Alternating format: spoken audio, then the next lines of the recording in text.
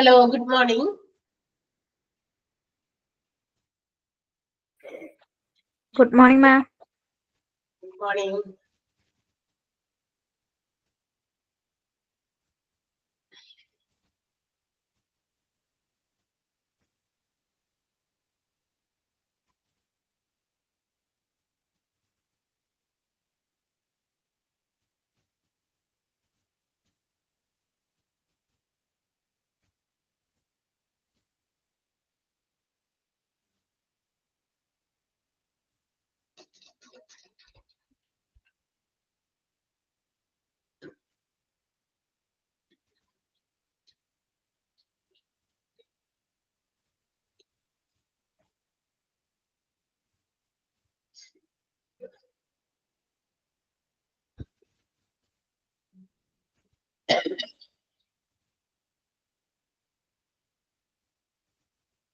Okay, let's start.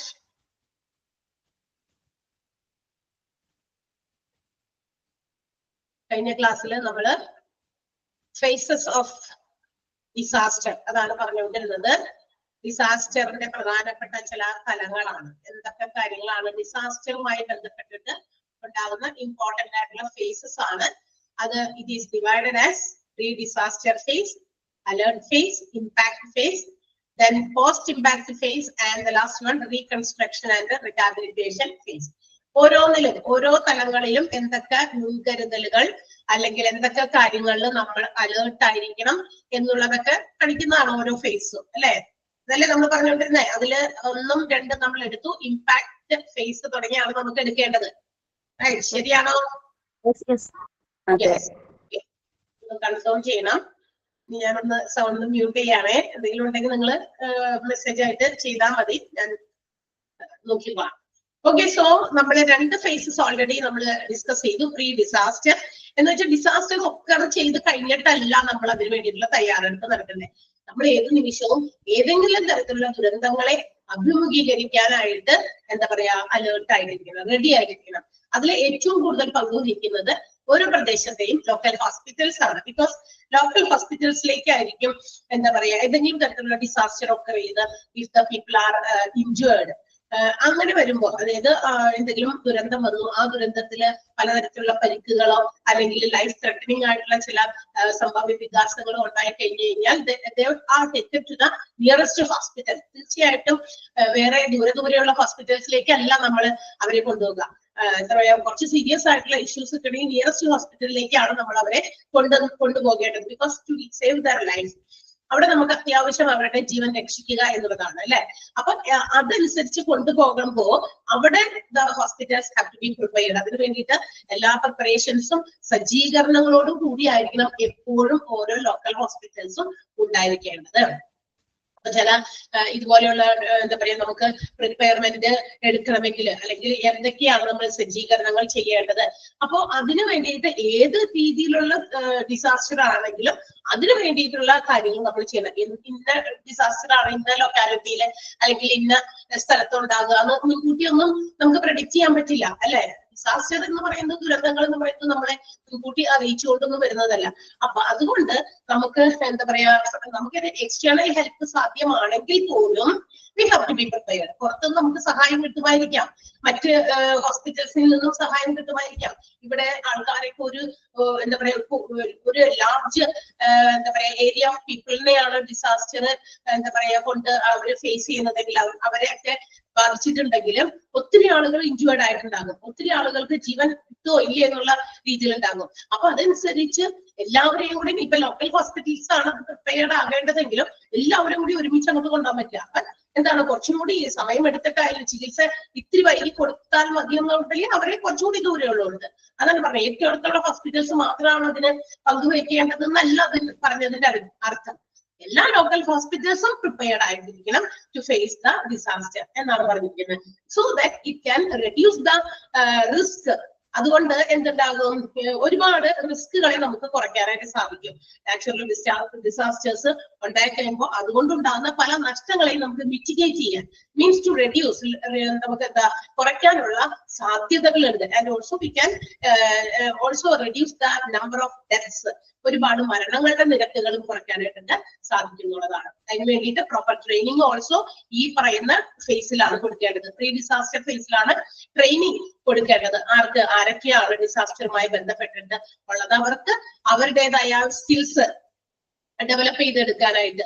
അപ്പൊ ഏതൊക്കെ രീതിയിൽ അവർക്ക് അതിന് വേണ്ടിയിട്ട് അവരെ ട്രെയിൻ ചെയ്യണം, എന്തൊക്കെ കാര്യങ്ങൾക്ക് വേണ്ടി ട്രെയിൻ ചെയ്യണം എന്നൊക്കെ നമ്മൾ കുറച്ച് പോയിന്റുകളൊക്കെ കണ്ടതാണ്. പ്രീ ഡിസാസ്റ്റർ ഫേസിൽ ഈ പറയുന്ന കാര്യങ്ങളെല്ലാം തന്നെ കൃത്യമായിട്ട് നോക്കിക്കഴിഞ്ഞാൽ ഒരു പരിധി വരെ അതുകൊണ്ടുണ്ടാകുന്ന ആഫ്റ്റർ ഇഫക്റ്റുകളൊക്കെ നമുക്ക് കുറയ്ക്കാൻ പറ്റും. ഇല്ലാതാക്കാൻ പറ്റുന്നല്ല, ഡിസാസ്റ്ററിനെ ഇല്ലാതാക്കാൻ പറ്റുന്നല്ല, അതിന്റെ ആ ഒരു എന്താ പറയാ സീരിയസ്നെസ് നമുക്കൊന്ന് റിഡ്യൂസ് ചെയ്യാനായിട്ട് സാധിക്കും എന്നുള്ളതാണ്. അതിന്റെ പോയിന്റ് ഒക്കെ നമ്മൾ പറഞ്ഞു. നെക്സ്റ്റ് ഒരു ഫേസ് നമ്മൾ പറയുന്നത് അലേർട്ട് ഫേസ് ആണ്. That means the period in which the disaster is developing. ഒരു ഡിസാസ്റ്റർ ഇങ്ങനെ എന്താ പറയാ വ്യാപകമാകുന്ന ആ ഒരു വികസിച്ചുകൊണ്ടിരിക്കുന്ന ആ ഒരു സ്റ്റേജ്, അതിനെയാണ് നമ്മൾ അലേർട്ട് ഫേസ് എന്ന് വിളിക്കാം. അലേർട്ട് ഫേസ് എന്ന് പറയുന്നത് it depends upon the type of disaster. ഏത് രീതിയിലുള്ള ഡിസാസ്റ്റർ ആണ് ഉണ്ടായത് എന്നുള്ളതുമായി ബന്ധപ്പെട്ടാണ് നമ്മളുടെ ഈ ഒരു ഫേസ് ഇരിക്കുന്നത്. അലേർട്ട് എത്രത്തോളം നമ്മൾ അലേർട്ട് ആയിരിക്കണം. അതിന് നമ്മൾ ഉദാഹരണം പറഞ്ഞു, ഈ എർത്ത് ഒക്കെ വളരെ ഷോർട്ട് പീരീഡിലേക്കാണ്, പക്ഷെ അതുകൊണ്ട് ഉണ്ടാകുന്ന ദുരന്തങ്ങൾ കുറച്ചും കൂടുതലായിരിക്കാം അല്ലെ.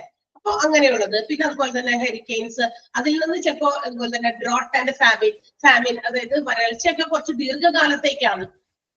അപ്പൊ ഒരു ഇച്ചിരി കൂടുതൽ നാള് ചിലപ്പോൾ 1 മാസത്തോളം വരൾച്ച അനുഭവപ്പെടുക, അങ്ങനെയൊക്കെ. അങ്ങനെ കുറച്ചും കൂടി ലോങ് പീരീഡിലേക്കുള്ള രീതിയിലും ഡിസാസ്റ്റേഴ്സ് ഉണ്ട്. അപ്പൊ ഏത് ടൈപ്പ് ഓഫ് ഡിസാസ്റ്റർ ആണോ അത്രയും ആ പീരീഡില് നമ്മൾ എന്താകുക, അലർട്ട് ആകുക. അതുകൊണ്ടാണ് പറയുന്നത് അലേർട്ട് പീരീഡ് അല്ലെങ്കിൽ അലേർട്ട് ഫേസ് എന്ന് പറയുന്നത് നമ്മുടെ എന്താ പറയാ ഡിസാസ്റ്റർ ഡെവലപ്പ് ചെയ്യുന്ന ഒരു ഫേസ് ആണ്, അല്ലെങ്കിൽ ഒരു പീരീഡ് ആണ്, ടൈം ഡ്യൂറേഷൻ ആണ് എന്നാണ് പറയാം. ഓക്കെ, നമ്മൾ പറഞ്ഞു കഴിഞ്ഞതാണ്. അടുത്ത ഫേസ് ആണ് ഇമ്പാക്ട് ഫേസ്. ഇമ്പാക്ട് ഫേസ് എന്ന് പറയുന്നത് എന്താ, അതായത് നമ്മളുടെ ഡിസാസ്റ്ററിന്റെ ഇമ്പാക്റ്റ് ആണ്. ഡിസാസ്റ്റർ എത്രത്തോളം ആ ഒരു പ്രദേശത്ത് അതിന്റെ ഒരു ഫലം ഉണ്ടായിട്ടുണ്ട്, അല്ലെങ്കിൽ അതിന്റെ അനന്തരമായിട്ടുള്ള ഫലം എന്താണ് ഉണ്ടായത് എന്നുള്ളതാണ് ഈ പറയുന്ന ഫേസ്. ഇതിന്റെ ആ ഒരു എന്താ പറയാ ഈ ഫേസ് കൊണ്ട് അല്ലെങ്കിൽ ഈ ഒരു തലത്തിൽ ഉണ്ടാകുന്ന പ്രധാനപ്പെട്ട കാര്യം എന്ന് പറയുന്നത് the need of the community. ആ ഒരു കമ്മ്യൂണിറ്റിയുടെ വേർ ദ ഡിസാസ്റ്റർ ഒക്കർ, എവിടെയാണോ ഡിസാസ്റ്റർ ഉണ്ടായേ ആ ഒരു പ്രത്യേക പ്രദേശത്തില് എന്താ പറയാ ആവശ്യങ്ങൾ എന്ന് പറയുന്നത് it depends largely on the characteristics of the disaster and also the degree of preparedness. അതായത് ഏത് രീതിയിലുള്ള ഡിസാസ്റ്റർ ആണ് എന്നുള്ളതും എത്രത്തോളം ആ ഒരു പ്രദേശം അതിനുവേണ്ടി ഒരുങ്ങിയിട്ടുണ്ടായി എന്നുള്ളതും ആശ്രയിച്ചിരിക്കുമെന്ന് ആ പ്രദേശത്തെ ആളുകളുടെ ആവശ്യങ്ങള്. ദാറ്റ് മീൻസ് എന്താ അർത്ഥം മനസ്സിലായോ അതിന്റെ?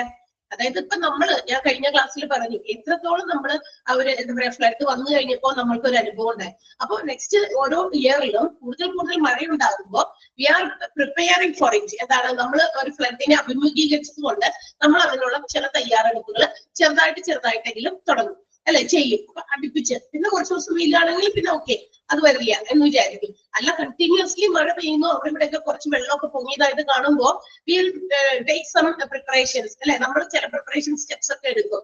അതാണ് ഇവിടെ പറയുന്നത്.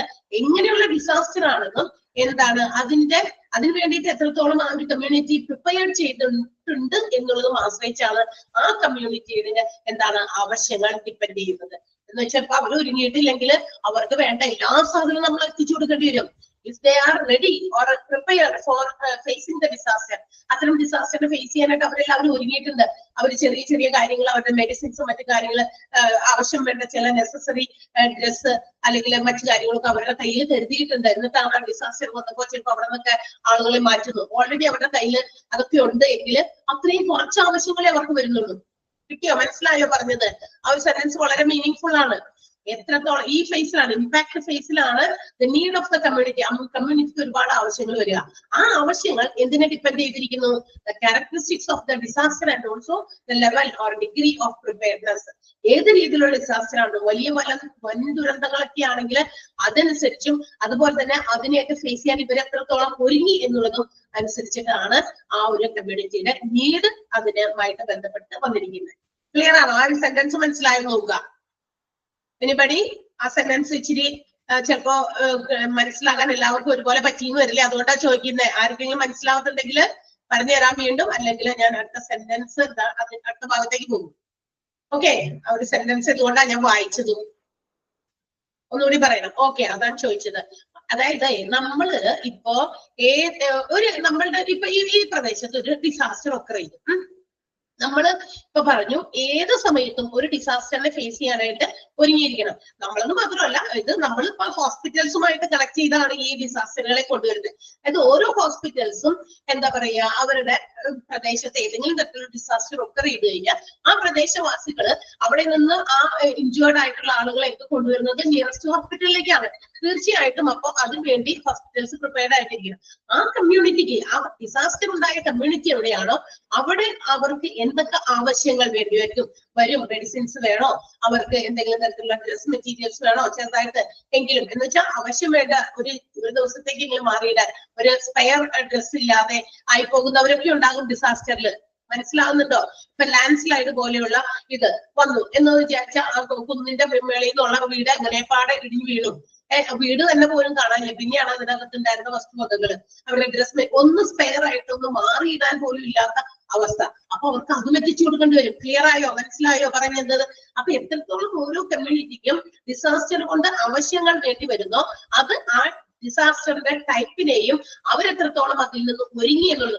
ഇപ്പൊ ലാൻഡ് സ്ലൈഡ് വരുന്നു എന്നുള്ളത് നേരത്തെ കൂട്ടി അവർക്ക് അറിയാമായിരുന്നു. അല്ലെങ്കിൽ കുറച്ച് മഴ കണ്ടപ്പോ അതിന്റെ ഒരു സാധ്യത സിറ്റുവേഷൻസ് ഉണ്ട് എങ്കിൽ എത്രയും പെട്ടെന്ന് അവിടെ നിന്ന് കുറച്ചും അധികം മഴയോ ഒക്കെ കാണുമ്പോൾ എന്ത് ചെയ്യുക, അവിടെ നിന്ന് മാറ്റി പാർപ്പിച്ചിട്ടുണ്ടെങ്കിൽ തീർച്ചയായിട്ടും അവർ ഒരുപാട് സാധനങ്ങൾ അവരിൽ നിന്ന് ഷിഫ്റ്റ് ചെയ്തേനെ വേറൊരു സ്ഥലത്തേക്ക്. ഇവരുടെ നെസസറി ആയിട്ടുള്ള സാധനങ്ങള്, ഡ്രസ് മെറ്റീരിയൽസ്, അവരുടെ മറ്റേതെങ്കിലും സാധനങ്ങളൊക്കെ അതൊക്കെ മാറ്റിയാല്. വീട് മാത്രമേ പിന്നെ നമുക്ക് പൊക്കിക്കൊണ്ടുവരാൻ പറ്റാത്തതുള്ളൂ. അങ്ങനെ വരുമ്പോ ആ സാധനങ്ങളൊക്കെ ഓൾറെഡി അവർക്ക് ഉണ്ട്. അപ്പൊ പിന്നെ അവർക്ക് വേറെ എന്താ ആവശ്യം? ആ ആവശ്യം മാത്രമേ നിറവേറ്റേണ്ട ആവശ്യമുള്ളൂ. ക്ലിയർ ആയോ? മനസ്സിലായോ? യെസ്. ദെൻ എർത്ത് എന്ന് പറയുമ്പോൾ നമുക്കറിയാം, എർത്ത് ഫോർ എക്സാമ്പിൾ അവർ പറയുന്നത് എർത്ത് എന്ന് പറയുന്നത് അൺപ്രഡിക്റ്റബിൾ ആണ്. ഇത് ഇപ്പൊ വരും കേട്ടോ, ഇന്ന സമയത്ത് വരും എന്നൊക്കെ പറഞ്ഞു പറയുന്നതാണോ എർത്ത്? അല്ല, അൺഎക്സ്പെക്റ്റഡ് ആണ്, അൺപ്രഡിക്റ്റബിൾ ആണ്, നമുക്ക് പറയാൻ പറ്റില്ല. പിന്നെ മാത്രമല്ല അതിന്റെ ആഫ്റ്റർ ഇഫക്റ്റ് എന്ന് പറയുന്നത് ഇറ്റ്സ് ഡെഡ്ലി, വളരെ മാരകമായിട്ടുമാണ് ഇതിന്റെ ആഫ്റ്റർ ഇഫക്റ്റ്. അപ്പൊ അതേസമയം സൈക്ലോൺസും ഹരിക്കെയിൻസോ അത് എന്താ പറയാ, ചിലപ്പോഴൊക്കെ നമ്മളുടെ കാലാവസ്ഥാ പ്രവചകരൊക്കെ ഇന്ന സ്ഥലത്ത് ചുഴലിക്കാറ്റ് ഉണ്ടാവാൻ സാധ്യതയുണ്ട്, അതൊക്കെ കുറച്ചും കൂടി പ്രെഡിക്റ്റബിൾ ആണ്. കാരണം അവർക്ക് കാലാവസ്ഥാ നിരീക്ഷകർക്ക് അതിൽ നിന്നും കണ്ടെത്തുന്ന അതിന്റെ സൂചനകളൊക്കെ തരും അല്ലെ. അപ്പൊ അതുകൊണ്ട് കടലിൽ പോകുന്നവര് ജാഗ്രത പാലിക്കണം, അവിടെ ഇവിടെ നിങ്ങൾ അങ്ങനെയുള്ളവര് അങ്ങനെ ഇങ്ങനെയൊക്കെ പറഞ്ഞിട്ട് കുറെ ഇൻഫോർമേഷൻസ് വരും. അത് കുറച്ചുകൂടി പ്രെഡിക്റ്റബിൾ ആണ്. പക്ഷേ എർത്ത് എന്ന് പറയുന്നത് നമുക്ക് അറിയാം അത് അൺപ്രഡിക്റ്റബിൾ ആണ്. പക്ഷെ മാത്രമല്ല അത് കുറച്ചുകൂടി ഡെഡ്ലിയാണ്, മാരകവുമായതാണ് എന്നാണ് പറയുന്നത്. അപ്പൊ അതിന് നമുക്ക് ഒരുങ്ങാൻ പറ്റില്ല, പെട്ടെന്ന് ഉണ്ടാകുന്നതാണ്. കണ്ടോ? അപ്പൊ അവർക്ക് കൂടുതൽ ചിലപ്പോൾ നാശനഷ്ടങ്ങളൊക്കെ വന്നിട്ടുണ്ട് എങ്കിൽ കൂടുതൽ അവർക്ക് ആവശ്യം ഉണ്ട് ഒത്തിരി സാധനങ്ങൾ, മെഡിസിൻസ് ആയിക്കോട്ടെ, മറ്റു പല തിങ്സും. ഓക്കെ. അതേസമയം ഹരിക്കെയിൻസ്, നമ്മുടെ സൈക്ലോൺസ് ഒക്കെ പ്രെഡിക്റ്റബിൾ ആണ്, ഓൾറെഡി മുൻകൂട്ടി അറിയിച്ചു. അപ്പൊ നമുക്ക് എന്ത് ചെയ്യാം, ഈ സാധനങ്ങളുമായിട്ട് അവരുടെ നെസസറി ആയിട്ടുള്ള സാധനങ്ങൾ അല്ലെങ്കിൽ പറ്റുമെങ്കിൽ എല്ലാം തന്നെ നമുക്ക് എടുത്തിട്ട് എവിടെയാണെന്ന് വെച്ചാൽ മാറി താമസിക്കാൻ പറ്റുമോ, അല്ലെങ്കിൽ വേറെ ഏതെങ്കിലും സ്ഥലങ്ങളിലേക്ക് മൂവ് ചെയ്യാൻ പറ്റുമോ, അത്തരം പ്രദേശവാസികളെ കണ്ടോ, അതൊക്കെ ചെയ്യാൻ പറ്റും. അതാണ് പറഞ്ഞിരിക്കുന്നത്. ഓക്കെ. ഇനി മോസ്റ്റ് ഓഫ് ദ ഡെത്ത്സ് ഇപ്പൊ നമുക്കറിയാം എർത്ത് ഒക്കെ ഉണ്ടാക്കുകയാണെങ്കിൽ നമുക്കറിയാം there will be crushing, buildings ഒക്കെ ക്രഷ് ചെയ്ത് വീഴും. So there will be injuries അല്ലെ, പലതരത്തിലുള്ള ഇഞ്ചുറീസ് ആളുകൾക്ക് സംഭവിക്കും. കാരണം എർത്ത് അല്ലെ പലതും ഇടിഞ്ഞു വീഴും, ആളുകളുടെ മേത്തോട്ടാ വീഴുന്നത്. തീർച്ചയായിട്ടും അങ്ങനെ ഉണ്ടാകുന്ന ഇഞ്ചുറീസ് ഒരുപാടായിരിക്കും. കൂടാതെ ഈ എർത്ത് വരുമ്പോ ഈ സാധനങ്ങളൊക്കെ ഇടിഞ്ഞു വരുമ്പോ there will be wire short ഒക്കെ ഉണ്ടായിട്ട് ഫയർ ഓൾസോ ബേൺസ് ഔട്ട്. എന്ത് ചെയ്യും, തീപിടുത്തം ഉണ്ടാകും. അവിടെ ഇവിടെയൊക്കെ വയറുകളൊക്കെ തമ്മിൽ കൂട്ടിമുട്ടി അല്ലെ, ഇലക്ട്രിസിറ്റി ഒക്കെ ചിലപ്പോ ബ്രേക്ക് ആയിട്ട് അതൊക്കെ കൂട്ടി എന്താ പറയാ ഫയറും ചിലപ്പോ ഉണ്ടാകാനായിട്ട് സാധ്യതയില്ല. അങ്ങനെ വരുമ്പോ എന്താണ് ചെയ്യുക, there will be a large number of mortality rate. Mortality means death rate ആണ് കേട്ടോ. അപ്പൊ കൂടുതൽ ആളുകൾ മരിക്കാൻ സാധ്യതയുണ്ട് because of the falling of objects from above. മുകളിൽ നിന്ന് സാധനങ്ങളൊക്കെ വീണിട്ടൊക്കെ മരണനിരക്കുകളും കൂടാൻ സാധ്യതയുണ്ട്. അപ്പൊ എർത്ത് അതെന്താ പറയുന്നത്, അൺപ്രഡിക്റ്റബിൾ ആണ്, അൺഎക്സ്പെക്റ്റഡ് ആണ്, പക്ഷെ ഡെഡ്ലിയുമാണ്. എർത്ത് രാത്രിയിൽ ഉണ്ടാകുമ്പോൾ അത് കൂടുതൽ അപകട സാധ്യതയാണ് ഉണ്ടാക്കുക. കാരണം പകലാകുമ്പോൾ ആൾക്കാരൊക്കെ വലിയ സ്ഥലത്തൊക്കെ ആയിരിക്കും. അപ്പൊ ചിലപ്പോ അവിടങ്ങളിലൊന്നും അത് ആ ഒരു ഭൂമി കുലുക്കത്തിൻ്റെതായ ഇഫക്റ്റ് ഉണ്ടായിട്ടില്ലെങ്കിൽ അവർ ചിലപ്പോ സേഫ് ആയിട്ട് രക്ഷപ്പെട്ടിട്ടുണ്ടായിരിക്കും. പക്ഷെ നൈറ്റില് നമുക്കറിയാം all the people are lying down in their bed അല്ലെ, അവരുടെ ബെഡിൽ കിടന്ന് ഉറങ്ങിയിരിക്കും. ഉറങ്ങുന്ന സമയത്തൊക്കെ ഇത് വന്നു കഴിഞ്ഞാൽ നമുക്കൊന്നും ഇതൊന്നും പെട്ടെന്നൊന്നും ഫീൽ ചെയ്യുന്നില്ല. നോർത്ത് ഇന്ത്യയിലൊക്കെ ഇടയ്ക്കിടയ്ക്ക് ഇങ്ങനെ ഒരു എർത്ത് ഉണ്ടാകും, ബെഡൊക്കെ ഷേക്ക് ചെയ്യുന്നതൊക്കെ നമുക്ക് ഫീൽ ചെയ്യും. ചിലവരെയൊന്നും അത് ചില ഭാഗത്തൊന്നും വലിയ കാര്യമായിട്ട് ബാധിക്കില്ല. ഇപ്പൊ ഗുജറാത്തിലൊക്കെ നടന്നപ്പോ നോർത്ത് ഇന്ത്യയിലെ പല ഭാഗങ്ങളിലും അങ്ങനെ ആ ഒരു ഷേക്കിംഗ് ആ സമയത്ത് ഉണ്ടായി. പക്ഷെ അതിന്റെ കൂടുതൽ മാരകമായിട്ടുള്ള ഇഫക്റ്റ് ഉണ്ടായത് ഗുജറാത്തിലെ ഭുജിലാണ്. അതിന്റെ ചെറിയ അനക്കങ്ങൾ നമുക്ക് ഭൂമി എന്ന് പറയുന്നത് ഇങ്ങനെ പരന്ന് കിടക്കുകയാണല്ലോ, അതിന്റെ ഒരു മൂലന്നാണ് ഈ വലിയ കുലുക്കമുണ്ടായി വലിയ നാശനഷ്ടങ്ങൾ ഉണ്ടായത്. അതിന്റെ ഒരു ചെറിയ ചിന്നല് എവിടേക്ക് പോയി ഈ നോർത്ത് ഇന്ത്യയിലെ പല ഭാഗങ്ങളിലും അവിടത്തെയും ഈ പറഞ്ഞ പോലെ വെട്ടൊക്കെ എന്താ പറയുക കിടന്നവരൊക്കെ കുലുങ്ങിയതായിട്ട് ഫീൽ ചെയ്തതായിട്ടൊക്കെ പറഞ്ഞ് അറിഞ്ഞിട്ടുണ്ട്. സോ നൈറ്റ് അടുത്ത് പേക്സ് ഉണ്ടായി കഴിഞ്ഞാൽ ഇറ്റ്സ് മോർ ഡേഞ്ചറസ്, ഭയങ്കര ബുദ്ധിമുട്ടാണ്. കാരണം during the night people are lying in the bed, so they may have some injuries on the part of their pelvis, thorax, spine and also എന്താ പറയാ ഇപ്പൊ അവരുടെ കിടന്നുറങ്ങുന്ന സമയത്തെ നമ്മുടെ നെഞ്ചില് പിന്നെ ഈ ഇടുപ്പിന്റെ ഭാഗത്ത് ഇങ്ങനെ കിടക്കാണല്ലോ, ചില ആളുകൾ ചെത്തി കിടക്കും, ചിലരിങ്ങനെ നിവർന്ന് കിടക്കും, അങ്ങനെയൊക്കെ പിന്നെ സ്പൈനിൽ ചിലർ കമിഴ്ന്ന് കിടക്കും. ആ സ്പൈനിന്റെ അവിടെ ഇങ്ങനെയൊക്കെ ഇങ്ങനെയുള്ള സ്ഥലങ്ങളിലേക്കൊക്കെ പെട്ടെന്ന് വലിയ ഒബ്ജക്ട്സ് ഒക്കെ വന്ന് റൂഫൊക്കെ വന്ന് ഇടിഞ്ഞു വീഴും. അങ്ങനെയാണ് കൂടുതലും ഇഞ്ചുറീസ് ഒക്കെ ഉണ്ടാകുക. അതുകൊണ്ട് നൈറ്റിൽ ഉണ്ടാകുന്ന ആക്സിഡന്റ്സ് വളരെ ഡേഞ്ചറസ് ആണ്. പക്ഷെ ഡേ ടൈമിലാണ് ഇത് ഉണ്ടാകുന്നതെങ്കിൽ ചിലപ്പോൾ നമ്മൾ എപ്പോഴും എല്ലാവരും ഉറങ്ങുമല്ലോ, നിൽക്കുകയാണ്. അപ്പൊ ചിലപ്പോൾ നമ്മുടെ ഷോൾഡറില്, ആംസില്, ലെഗ്സില്, അതുപോലെ തന്നെ കോളർ ബോഡിയിലൊക്കെ ആയിരിക്കും നമുക്ക് കൂടുതലും അപകടം എന്താ പറയാ ഇഞ്ചുറീസ് വരുന്നത്. സ്കളിലൊക്കെ തലയിലേക്കൊക്കെ ആയിരിക്കും ഇടിഞ്ഞു വീഴുക. അപ്പൊ എർത്തുക്വേക്കിന്റെ ആഫ്റ്റർ എഫക്റ്റ് വളരെ മാരകമാണ്. അത് ഡേ ടൈമിലും നൈറ്റ് ടൈമിലും രണ്ട് രീതിയിലുള്ള ഇമ്പാക്റ്റ് ആണ് ഉണ്ടാക്കുക. ക്ലിയർ ആയോ? ആ ഒരു പാരഗ്രാഫ് ഒന്ന് വേഗം വായിച്ചു നോക്കിയേ.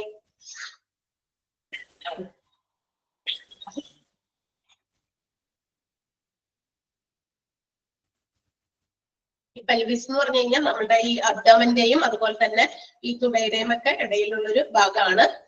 അവിടുത്തെ ഒരു അസ്ഥി കൂടമാണ്. വലിയ ഒബ്ജക്റ്റ് ഒക്കെ വന്നു വീഴുമ്പോൾ അസ്ഥിയൊക്കെ ജാം ആവും വന്ന് അവിടെ വീണിട്ട്. കാരണം ഇങ്ങനെ നമ്മൾ സ്ട്രെയിറ്റ് ഇങ്ങനെ കിടക്കുകയാണല്ലോ അങ്ങനെ സമയത്ത്. അല്ല കമിഴ്ന്നാണ് കിടക്കുന്നെങ്കിൽ സ്പൈനിലൊക്കെ ആയിരിക്കും വലിയ അപകട സാധ്യതകൾ ഉണ്ടാക്കുക.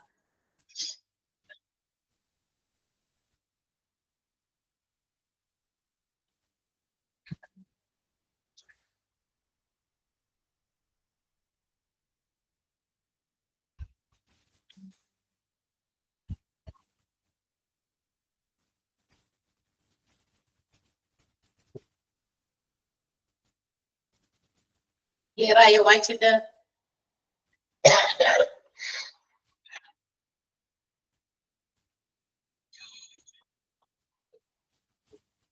So during this period, that means during this phase, ഈ ഒരു ഇമ്പാക്ട് ഫേസില് എന്താണ് ചെയ്യേണ്ടത്? ഈ സമയത്ത് we have no time to waste to make some എന്താ പറയാ detailed assessment of the disaster. ഡിസാസ്റ്ററിനെ കുറിച്ചിട്ട് എന്താണ് സംഭവിച്ചത് അതിന്റെ ഡീറ്റെയിൽ ആയിട്ടുള്ള പഠനത്തിനൊന്നും നമുക്ക് പോകാൻ പറ്റില്ല. അതിനുള്ള സമയമൊന്നുമില്ല. We have to make immediate response. എന്താ ചെയ്യേണ്ടത്? ഇങ്ങനെയുള്ള ഡിസാസ്റ്ററുകൾ ഉണ്ടായി കഴിയുമ്പോൾ ഈ ഒരു ഫേസിൽ ഇമ്പാക്ട് ഫേസിൽ അപ്പൊ തന്നെ തുടർ നടപടികൾ അല്ലെങ്കിൽ തുടർന്ന് നമ്മൾ ഓരോരുത്തരും അവരവരുടേതായ രീതിയിൽ റെസ്പോണ്ട് ചെയ്യുക എന്നുള്ളതാണ്. അല്ലാതെ അയ്യോ ഇതെങ്ങനെ ഉണ്ടായി അല്ലെ ഇനി എന്താണ് അത് ഇതെന്നൊക്കെ നോക്കി അതിന്റെ വിശദീകരണങ്ങളിലേക്ക് പോകാനുള്ള സമയമൊന്നും നമുക്കില്ല. ആൻഡ് ഓൾസോ ഈ ഒരു relief effort should be taken from the part of the local ഏരിയയിലുള്ള ആളുകളും അതുപോലെ തന്നെ ആരൊക്കെയാണോ അതിനു വേണ്ടിയിട്ട് പ്രിപ്പയർഡ് ആയിട്ടിരിക്കുന്ന ആ ഒരു കമ്മ്യൂണിറ്റി മുഴുവൻ അതിനു വേണ്ടി എത്രയും പെട്ടെന്ന് ഇമ്മീഡിയറ്റ് ആയിട്ട് റെസ്പോണ്ട് ചെയ്യാം.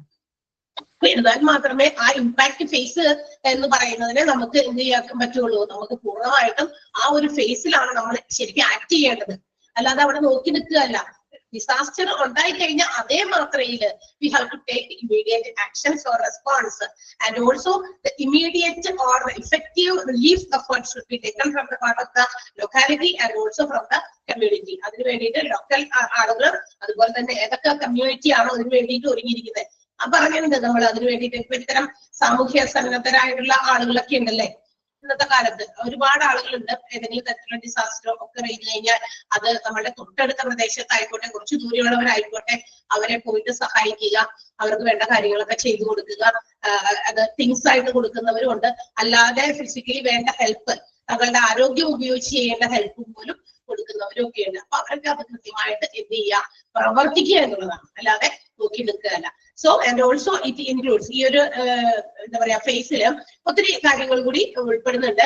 Activation of the response mechanism, എത്രത്തോളം ആളുകൾ റെസ്പോണ്ട് ചെയ്യുന്നുണ്ട്, അത് എല്ലാവരും ചെയ്യുന്നുണ്ടോ എന്നുള്ളത് നോക്കുക. മാത്രമല്ല ഡെയിലി മോണിറ്ററിങ്, ദിവസവും എന്ത് ചെയ്യുക, മോണിറ്റർ ചെയ്യുക. ആ ഡിസാസ്റ്റർ ഉണ്ടായ സ്ഥലത്തും അതുപോലെ തന്നെ അവിടെ പല കാര്യങ്ങളൊക്കെ നടന്നിട്ടുണ്ട്, അതൊക്കെ കൃത്യമായിട്ട് മോണിറ്റർ ചെയ്യുക. മാത്രമല്ല ഡിസാസ്റ്ററിൽ ആൾക്കാരെ ഹോസ്പിറ്റലിൽ എത്തിച്ചു, പിന്നെ അങ്ങോട്ടേക്ക് തിരിഞ്ഞു നോക്കാതിരുന്ന കാര്യമില്ല. അവിടുത്തെ കാര്യങ്ങളൊക്കെ ഭംഗിയായി പോകുന്നുണ്ടോ, അവിടെ ആളുകൾക്ക് എന്തെങ്കിലും നെസസറി തിങ്സ് ആവശ്യമുണ്ടോ, ഇതൊക്കെ ഡെയിലി മോണിറ്റർ ചെയ്യാം. അപ്ഡേറ്റിംഗ് ദ റെസ്പോൺസ് മെഷേഴ്സ്, ഇനി ഓരോരുത്തരും റെസ്പോണ്ട് ചെയ്യുന്ന രീതി, അതിന്റെ ആ ഒരു അളവ് എത്രത്തോളം ഉണ്ടെന്ന് അപ്ഡേറ്റ് ചെയ്തുകൊണ്ടിരിക്കാം. If necessary coordinate outside assistance, ഇനി വേണമെങ്കിൽ പുറത്തുനിന്ന് എന്തെങ്കിലുമൊക്കെ സഹായം ആവശ്യമുണ്ടെങ്കിൽ അതും എന്ത് ചെയ്യാം, കോർഡിനേറ്റ് ചെയ്യാം. All these things are included in impact phase. ഇതെല്ലാം ഈ ഇമ്പാക്ട് ഫേസിലാണ് നമ്മൾ ചെയ്യേണ്ടത്. ക്ലിയർ ആയോ? മനസ്സിലായോ? ഇമ്പാക്ട് ഫേസ് ക്ലിയർ ആണോ?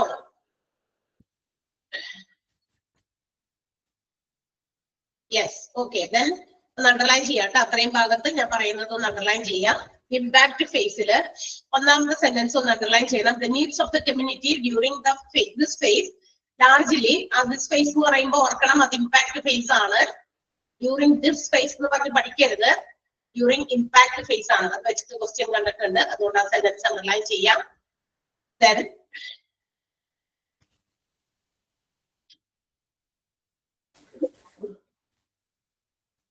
അടുത്ത സെന്റൻസ് അണ്ടർലൈൻ ചെയ്തത്, in earthquakes there is a high level of mortality. കണ്ടോ, നെക്സ്റ്റ് പാരഗ്രാഫിലാണ്. In earthquakes there is a high level of mortality as a result of people being crushed by falling objects.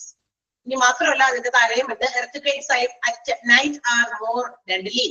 During the night, fractures of pelvis, thorax and spine are common because people are laying in bed.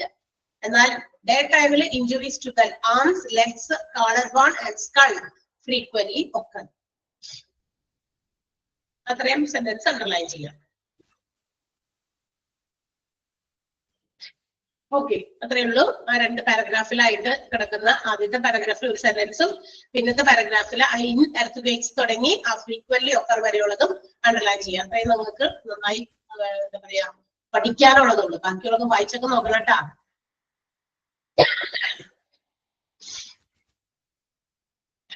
അടുത്തത് പറയട്ടെ. Okay, next one post impact phase ആണ്. ഈ post impact എന്താ, disaster കഴിഞ്ഞ് തൊട്ട് പിന്നില് കഴിഞ്ഞിട്ടുള്ള ദിവസം അല്ലെങ്കിൽ സമയം, നമ്മുടെ ഡിസാസ്റ്റർ ഒക്കെ ചെയ്തതിന് ശേഷം പോസ്റ്റ് ആണല്ലോ അല്ലെ, പോസ്റ്റ് ഗ്രാജുവേഷൻ. PG എന്ന് പറഞ്ഞാൽ എന്താ, ഗ്രാജുവേഷൻ കഴിഞ്ഞിട്ടുള്ളതാണ് കേട്ടോ. ഡിസാസ്റ്റർ കഴിഞ്ഞിട്ടുള്ള ഫേസ് ആണ് പോസ്റ്റ് ഇമ്പാക്ട് ഫേസ് എന്ന് പറയുന്നത്. It varies between few days and also several months. അതായത് നമുക്ക് ഡിസാസ്റ്റർ കഴിഞ്ഞ് കുറച്ച് ദിവസങ്ങൾ അല്ലെങ്കിൽ കുറച്ച് മാസങ്ങൾ ഒക്കെ കഴിയുന്നതനുസരിച്ച് പല മാറ്റങ്ങളും ഈ ഡിസാസ്റ്ററിന്റെ പോസ്റ്റ് ഇമ്പാക്ട് ഫേസിൽ ഉണ്ടാകുന്നുണ്ട്. ഡിസാസ്റ്റർ കഴിഞ്ഞിട്ട് തൊട്ടടുത്ത 1-2 ദിവസങ്ങൾ പോലെ ആയിരിക്കില്ല ഒരു മാസം കഴിയുമ്പോൾ ഉണ്ടാകുന്ന മാറ്റം അല്ലെ, may be difference.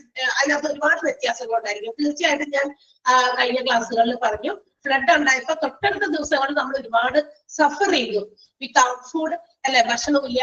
And also നമ്മളുടെ വീടുകളിലൊക്കെ വെള്ളമൊക്കെ കയറി കഴിയുമ്പോൾ വെള്ളം മാത്രമല്ലല്ലോ, വെറുതെ വെള്ളം കൊണ്ട് വന്നു പോകുകയാണെങ്കിൽ ഒന്ന് കഴുകി വൃത്തിയാക്കി പോയത്. പക്ഷെ ഒത്തിരി അഴുക്കുകളൊക്കെ പല സ്ഥലങ്ങളിൽ നിന്നൊക്കെ വെള്ളം വരുമ്പോൾ അതിന്റെ പ്രത്യേകത അതാണ്. അതിന്റെ കൂടെ ഒരുപാട് സാധനങ്ങളെയും ഒലിച്ചുകൊണ്ട് വരും. അതൊക്കെ നമ്മുടെ വീടിനകത്തോട്ടൊക്കെ കയറിയിട്ട് പിന്നെ അതിൽ നിന്നൊക്കെ ക്ലീൻ ചെയ്യണം. ക്ലീൻ ചെയ്യുമ്പോൾ മനുഷ്യൻ രാവിലെ വൈകുന്നേരം വരെ ക്ലീനിങ് മാത്രമാണ്. ഒരു നേരം ഫുഡ് കഴിക്കാനായിട്ട് കടകളൊന്നും ഓപ്പൺ അല്ലല്ലോ, ഒരു കടയും ഓപ്പൺ അല്ല. പിന്നെ നമുക്ക് ഇതുപോലെയാണ് സഹായികൾ വന്നത്.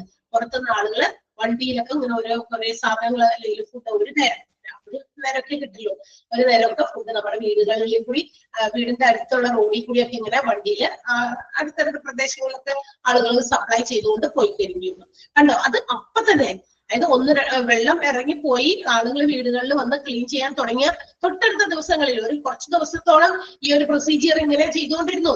ബിക്കോസ് നമുക്ക് വേറെ എവിടെയും ഇല്ല പോയി വാങ്ങിക്കാൻ സാധനം. കടകളിലെയും എല്ലാ കടകളിലും ഒക്കെ വെള്ളം കയറി. അവരും ഒന്നും സാധനങ്ങളൊന്നും സേഫ് ആക്കി എവിടെയെങ്കിലും മാറ്റിയിരുന്നില്ല. ഇതെല്ലാം അവിടെ ഇന്ന് ചീത്തയായി പോയി എന്നുള്ളതാണ്. നനഞ്ഞതോ ചീത്തയായതോ ഒക്കെ ഉള്ള സാധനങ്ങളൊക്കെ വെച്ച് നമുക്ക് കഴിക്കാൻ പറ്റുമോ? ഒത്തിരി അഴുക്കും ഇത് അവിടെ നിന്ന് ഇവിടെ നിന്നൊക്കെ വന്ന സാധനങ്ങളെല്ലാം മിക്സ് ആയി പോയ സാധനങ്ങൾ നമ്മൾ എങ്ങനെ വാങ്ങിച്ചു കഴിക്കുക? അതുകൊണ്ടാണ് പുറത്തെ സ്ഥലങ്ങളിൽ നിന്ന് ആളുകൾ ഇങ്ങനെ ഫുഡൊക്കെ ഇങ്ങനെ പൊതിഞ്ഞ് കൊണ്ടുവന്ന് ഒരു നേരം ഒരു സമയത്തെ കിട്ടുള്ളൂ അത് കൊടുത്തിട്ട് പോയി, അതെങ്കിലും മതി അല്ലെ. ബാക്കി സമയം നമ്മൾ ഇവിടെ ക്ലീൻ ചെയ്തുകൊണ്ടിരുന്നു. അത് തൊട്ടടുത്ത് അടുത്ത കുറച്ച് ദിവസങ്ങൾ അത് കഴിഞ്ഞ് കുറച്ചുകൂടി കഴിഞ്ഞ് കഴിഞ്ഞപ്പോ കടകളൊക്കെ പതുക്കെ ഓപ്പൺ ആയി കഴിഞ്ഞപ്പോൾ നമുക്ക് ഫുഡ് മറ്റു കാര്യങ്ങളൊക്കെ കിട്ടി. എന്നാൽ മറ്റു പല കാര്യങ്ങളും നമ്മൾ ഒഴിവാക്കിയപ്പോഴും എന്ന് വെച്ചാൽ നമുക്ക് പിന്നെ നമുക്കൊന്നുകൂടി ചില ആളുകൾക്ക് എന്താ പറയാ ചില കാര്യങ്ങൾക്ക് വേണ്ടിയിട്ട് കുറെ തയ്യാറെടുപ്പുകൾ നടത്തണമായിരുന്നു. ഓക്കെ, സോ എന്താണ് പോസ്റ്റ് ഇമ്പാക്ട് ഫേസിൽ വന്ന വ്യത്യാസങ്ങൾ അല്ലെങ്കിൽ എന്തൊക്കെയാണ് ആ ഒരു ഫേസിൽ നമ്മൾ ചെയ്യേണ്ട ആക്ഷൻസ് നോക്കാം.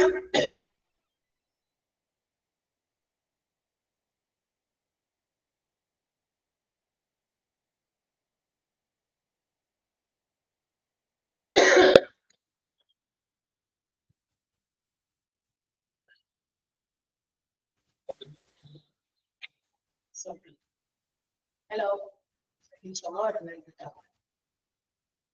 അപ്പൊ പോസ്റ്റ് ഇമ്പാക്ട് ഫേസില് എന്തൊക്കെയാണ് ഈ ഒരു ആക്ഷൻ ഫേസിൽ നമ്മൾ ചെയ്യേണ്ടതായിട്ടുള്ള ആക്ഷൻസ് ഓരോ പോയിന്റ് ആയിട്ട് തന്നിട്ടുണ്ട്.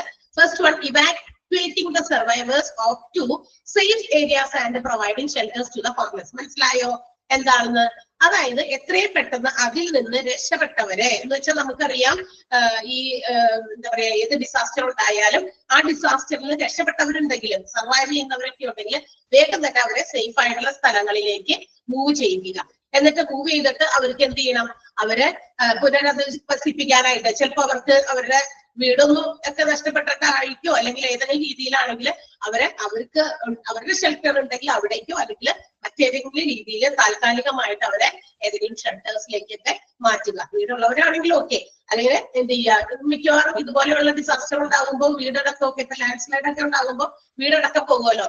അങ്ങനെ വരുമ്പോൾ അതൊക്കെ ഉണ്ടെങ്കിൽ അങ്ങനെയുള്ളവർക്ക് വീട് ഒരു ചെറിയ ഷെൽട്ടറൊക്കെ ചിലപ്പോൾ ചില സ്കൂളുകളായിരിക്കാം ഷെൽട്ടർ ആയിട്ട് നമുക്ക് പ്രൊവൈഡ് ചെയ്യാം. ചില ആളുകൾ ടെന്റുകൾ പോലെയൊക്കെ എന്താ പറയാ കെട്ടിയിട്ടൊക്കെ ആളുകളെ സേഫ് ആക്കാൻ വേണ്ടിയിട്ട് മഴയും വെയിലൊക്കെ കൊള്ളാതിരിക്കാൻ വേണ്ടിയൊക്കെ ചെയ്യാറുണ്ട്. അപ്പൊ അതെന്താണ് ആ രീതിയിൽ ചെയ്യാം. Then next one, providing food and water. അത് കഴിഞ്ഞിട്ട് എന്താ ഈ പറയുന്ന ആൾക്കാരെ അവിടെ കൊണ്ടുപോയി വെറുതെ താമസിപ്പിച്ചാൽ മാത്രം പോരാ, അവർക്ക് ആവശ്യം സമയങ്ങളിൽ എന്ത് ചെയ്യണം? ഫുഡും വാട്ടറും ഒക്കെ എത്തിക്കുക എന്നുള്ളതാണ്. ഓക്കെ, then അടുത്തത് എന്താ? Continuing the triage and transportation of the injured to appropriate facilities. ഇനി എന്താ? ട്രയേജ് കണ്ടിന്യൂ ചെയ്യുക. എന്താ ഈ ട്രയേജ് എന്ന് പറഞ്ഞാൽ? ടു സോർട്ട് ഔട്ട് ദ എന്താ പറയാ ഇൻജുർഡ് പീപ്പിൾ. അതായത് നമ്മളിപ്പോ പറഞ്ഞു ഒരുപാട് ആളുകൾക്ക് പലതരത്തിലുള്ള അപകടങ്ങൾ വന്നു. അപ്പൊ ആ ഇൻജുർഡ് ആയിട്ടുള്ള ആളുകളെ സോർട്ട് ഔട്ട് ചെയ്യുക എന്ന് വെച്ചാൽ ഇപ്പൊ ചിലർക്ക് ഭയങ്കരമായ സീരിയസ് ആയിട്ടുള്ള എന്തെങ്കിലും തരത്തിലുള്ള ബുദ്ധിമുട്ട് വന്നിട്ടുണ്ടായിരിക്കും. ചിലർക്ക് ചിലപ്പോ അവരുടെയൊക്കെ ചിലപ്പോൾ ചില മുറിവുകളോ ചതവുകളോ ഒടിവുകളോ ഒക്കെ ഉണ്ടാകുള്ളൂ അല്ലെ. അപ്പൊ അതനുസരിച്ച് ഏറ്റവും കൂടുതൽ പെട്ടെന്ന് എന്താ പറയാ മെഡിക്കൽ അറ്റൻഷൻ കിട്ടേണ്ട ആളുകളെ ആ രീതിയിലും അതല്ലാത്തവരൊക്കെ ഇങ്ങനെ മാറ്റി സോർട്ട് ചെയ്യുക. അതാണ് ട്രയേജ് എന്ന് പറയുന്നത്. അതായത് തരംതിരിക്കുക. ആളുകളെ കൂടുതൽ ഇൻജുർഡ് ആയിട്ടുള്ള ആളുകളുണ്ടോ അതനുസരിച്ച് ആ രീതിയിൽ തരംതിരിച്ചിട്ട് എത്രയും പെട്ടെന്ന് ഹോസ്പിറ്റലിൽ എത്തിക്കേണ്ടവരാണെങ്കിൽ അങ്ങനെ കൊണ്ടുപോകണം. അതാണ് പറഞ്ഞിരിക്കുന്നത്. Continuing the triage and transportation of the injured to the appropriate facilities. എവിടേക്കാണോ ആളുകളെ കൊണ്ടുപോകേണ്ടത്? ഏറ്റവും നമ്മളിപ്പോ ചില ആൾക്കാർക്ക് എന്താ പറയാ ലൈഫ് സേവ് ചെയ്യുക എന്നുള്ളത് മാത്രമാണ് എങ്കിൽ അവരെ ഇമ്മീഡിയറ്റ് ആയിട്ട് നമ്മൾ ഹോസ്പിറ്റലിൽ എത്തിക്കണം. അതെല്ലാം വലിയ കുഴപ്പമില്ല. ഇച്ചിരി കാലിന് ഒടിവ് അല്ലെങ്കിൽ കാലിന് എന്താ പറയാ കാലിന്റെ എല്ല് ഒടിഞ്ഞു അങ്ങനെയൊക്കെ ആണെങ്കിൽ പോലും അവർക്ക് കുറച്ചുകൂടി വെയിറ്റ് ചെയ്യാം. കാരണം ഇവിടെ ലൈഫ് സേവ് ചെയ്യാൻ പറ്റുന്നവരെ കൊണ്ടുപോകലാണ് ആദ്യം വരുന്നത്. അതിനുശേഷമാണ് ഇങ്ങനെയുള്ളവര്. പിന്നെ ചെറിയ മുറിവുകളൊക്കെ ആണെങ്കിൽ അതനുസരിച്ച് എവിടേക്കാണോ മാറ്റേണ്ടത് അപ്രോപ്രിയേറ്റ് ഫെസിലിറ്റീസ് ഉപയോഗിച്ച് അവരെ പെട്ടെന്ന് തന്നെ മാറ്റുക എന്നുള്ളതാണ്. Next one, re establishing primary health services. അതിനുശേഷം ഇവർ എന്ത് ചെയ്യുക? ഇവർക്ക് പ്രൈമറി ഹെൽത്ത് കെയർ കൊടുക്കാൻ വേണ്ടിയിട്ടുള്ള അത്തരം സേവനം കൊടുക്കാൻ വേണ്ടിയിട്ടുള്ള കാര്യങ്ങൾ എസ്റ്റാബ്ലിഷ് ചെയ്യുക. ഓക്കെ, അതായത് ഇപ്പൊ ഹോസ്പിറ്റലിൽ കാണിച്ചു, അതിനുശേഷം ഹോസ്പിറ്റലിൽ നിന്ന് ആ എന്താ പറയാ ഇവരെ പരിശോധിച്ചു ഇവർക്ക് വേണ്ട മരുന്ന് മറ്റൊക്കെ കൊടുത്തു കഴിയുമ്പോൾ ഹോസ്പിറ്റലിൽ ഓൾറെഡി ഫുൾ എന്താ പറയാ അവരുടെ പേഷ്യൻസ് ഒക്കെ ആയിട്ട് ഫുള്ളി ആളുകളായിരിക്കും, ഓക്യുപൈഡ് ആയിരിക്കും. എല്ലാവരും അവിടെ കൊണ്ടുപോയി കൂടുതൽ ഇഞ്ചുറീസ് ഉള്ളവരെയൊക്കെ കൊണ്ടുപോയി അവിടെ അഡ്മിറ്റ് ചെയ്യാൻ പറ്റില്ല. സോ അവർക്ക് വേണ്ട സൗകര്യങ്ങൾ ഒരുക്കി അതിന് വേണ്ടിയിട്ടുള്ള കെയറിംഗ് ഒക്കെ കൊടുക്കാൻ വേണ്ടി ചില സൗകര്യങ്ങൾ കൂടി ഒപ്പിച്ചു കൊടുക്കുക ഉണ്ടാക്കുക എന്നുള്ളതാണ്. And the last one, reestablishing sanitary measures to prevent outbreak of epidemics. Sanitization procedures നടത്തുക. കാരണം ഇത്തരം ഡിസാസ്റ്റേഴ്സ് ഉണ്ടായ സ്ഥലങ്ങളിലൊക്കെ കൂടുതലും എന്താ പറയാ, ചിലപ്പോ ആളുകളൊക്കെ മരിച്ചിട്ടുണ്ടായിരിക്കാം. മരിച്ചതിൽ നിന്ന് എന്തെങ്കിലും തരത്തിലുള്ള ഇതൊക്കെ അവിടെ കിടക്കട്ടെ, എല്ലാത്തിനെയും ചിലപ്പോ മരിച്ച ഡെഡ് ബോഡീസ് മുഴുവനൊക്കെ ചിലപ്പോ റിമൂവ് ചെയ്ത് നമുക്ക് എന്താ പറയാ റീച്ച് ചെയ്യാനൊന്നും പറ്റിയിട്ടുണ്ടാവില്ല. അപ്പൊ അതൊക്കെ കൂടി അവിടെ കിടന്ന വല്ല അണുക്കളൊക്കെ പൊട്ടി പുറപ്പെടാൻ സാധ്യതയുണ്ട്. അങ്ങനെ അത് വരുമ്പോൾ ചില എപ്പിഡമിക്സ്, മീൻസ് പകർച്ചവ്യാധി രോഗങ്ങളൊക്കെ വരാൻ സാധ്യതയുണ്ട്. അതിനെയൊക്കെ ഒഴിവാക്കാൻ വേണ്ടിയിട്ട് ആ പ്രദേശങ്ങളിലൊക്കെ സാനിറ്റൈസേഷൻ ചെയ്ത് എന്താ പറയാ നടത്തുക. അതിന്റെ പ്രൊസീജിയേഴ്സ് കണ്ടിന്യൂ ചെയ്യുക എന്നുള്ളതാണ്. Establishment of sanitary measures to prevent outbreak of epidemics. Clear ആയോ ഈ പോയിന്റുകൾ? എന്തൊക്കെയാണ് നമ്മൾ പോസ്റ്റ് ഇമ്പാക്ട് ഫേസിൽ ചെയ്യേണ്ടത്? ഇവിടെ വെറുതെ നോക്കി നിൽക്കലല്ല, ഇവിടെ ആക്ഷൻസ് ആണ്. മനസ്സിലായോ? മറ്റേതിൽ ആദ്യത്തേതിൽ പ്രീ ഡിസാസ്റ്റർ ഫേസിൽ നമ്മൾ തയ്യാറെടുപ്പുകൾ, എല്ലാത്തിനും വേണ്ടിയിട്ടുള്ള തയ്യാറെടുപ്പ്, അതിന്റെ റിസ്ക് എത്രത്തോളം വരുന്ന അസസ് ചെയ്യുന്നു, ട്രെയിനിങ് കൊടുക്കുന്നു. നിങ്ങൾ ഇങ്ങനെ വരുമ്പോ എന്തൊക്കെയാണ് ചെയ്യേണ്ടത് എന്നുള്ള ട്രെയിനിങ്, അതിന്റെ സ്കില്ല് ഡെവലപ്പ് ചെയ്യാൻ വേണ്ടി ഓരോ കാര്യങ്ങൾക്കും അല്ലെ. എന്നാൽ അലേർട്ട് ഫേസിൽ നമ്മൾ അലേർട്ട് ആകുന്ന ഒരു ഡിസാസ്റ്റർ ഇങ്ങനെ വികസിക്കുന്ന സമയമാണ്. അപ്പൊ അതുകൊണ്ട് എല്ലാവരും പേടിച്ചിരിക്കാതെ എല്ലാവരും ജാഗ്രതയാണ് പാലിക്കേണ്ടത് എന്നുള്ള നിർദ്ദേശങ്ങളും മറ്റുമൊക്കെ. ക്ലിയർ ആയോ?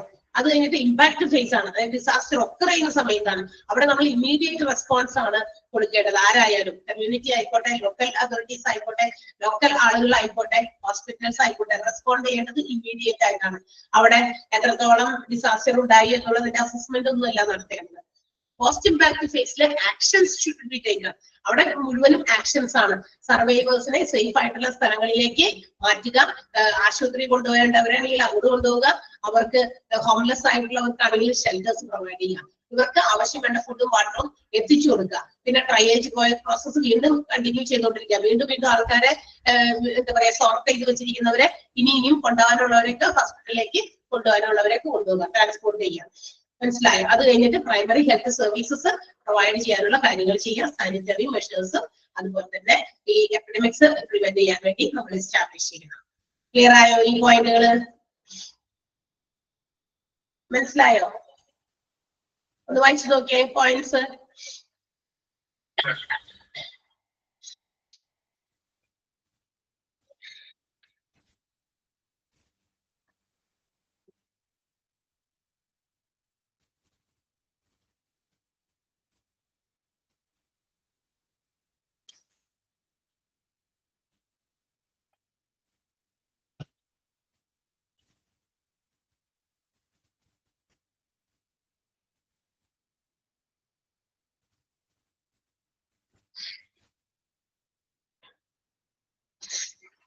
വായിച്ചോ? എന്തെങ്കിലും സംശയം ഉണ്ടോ? സോ ഈ പോയിന്റ്സ് എല്ലാം ഇമ്പോർട്ടന്റ് ആണ് കേട്ടോ, ഒന്ന് അണ്ടർലൈൻ ചെയ്ത് വെക്കാം. നമ്മുടെ പോസ്റ്റ് ഇമ്പാക്ട് ഫേസിന്റെ ആക്ഷൻസ് എന്തൊക്കെയാണ് എന്നുള്ളത് ആ പോയിന്റ് 5 ഒന്ന് ടിക്കിട്ട് വെച്ചേക്കാം കേട്ടോ.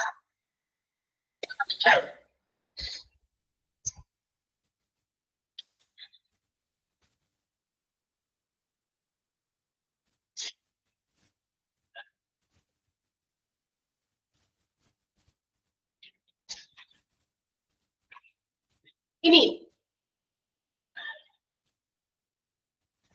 see, while the disaster occur, it may also lead to destruction of sanitary and sewage facilities.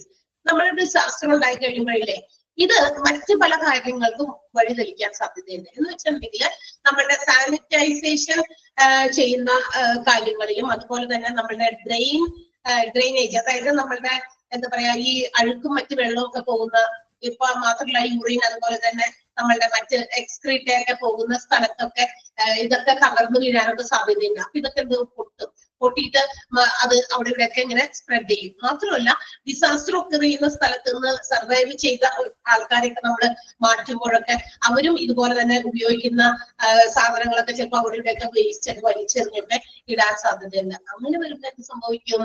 അത് വളരെയധികം അതിനേക്കാൾ വലിയ മാരകമായ എന്താ പറയാ രോഗങ്ങളുടെ എന്താ പറയാ സ്പ്രെഡിങ്ങിന് കാരണമാകുകയും ചെയ്യും. അതായത് ഒത്തിരി ഇപ്പൊ ഡിസാസ്റ്റർ കൊണ്ടുണ്ടായ ദുരന്തം ഒരു വശത്തെ കൂടി, മറ്റൊരു വശത്തെ കൂടി പലതരത്തിലുള്ള ഹെൽത്ത് കണ്ടീഷൻ പ്രോബ്ലംസ് ആണ് ഫേസ് ചെയ്യേണ്ടി വരിക.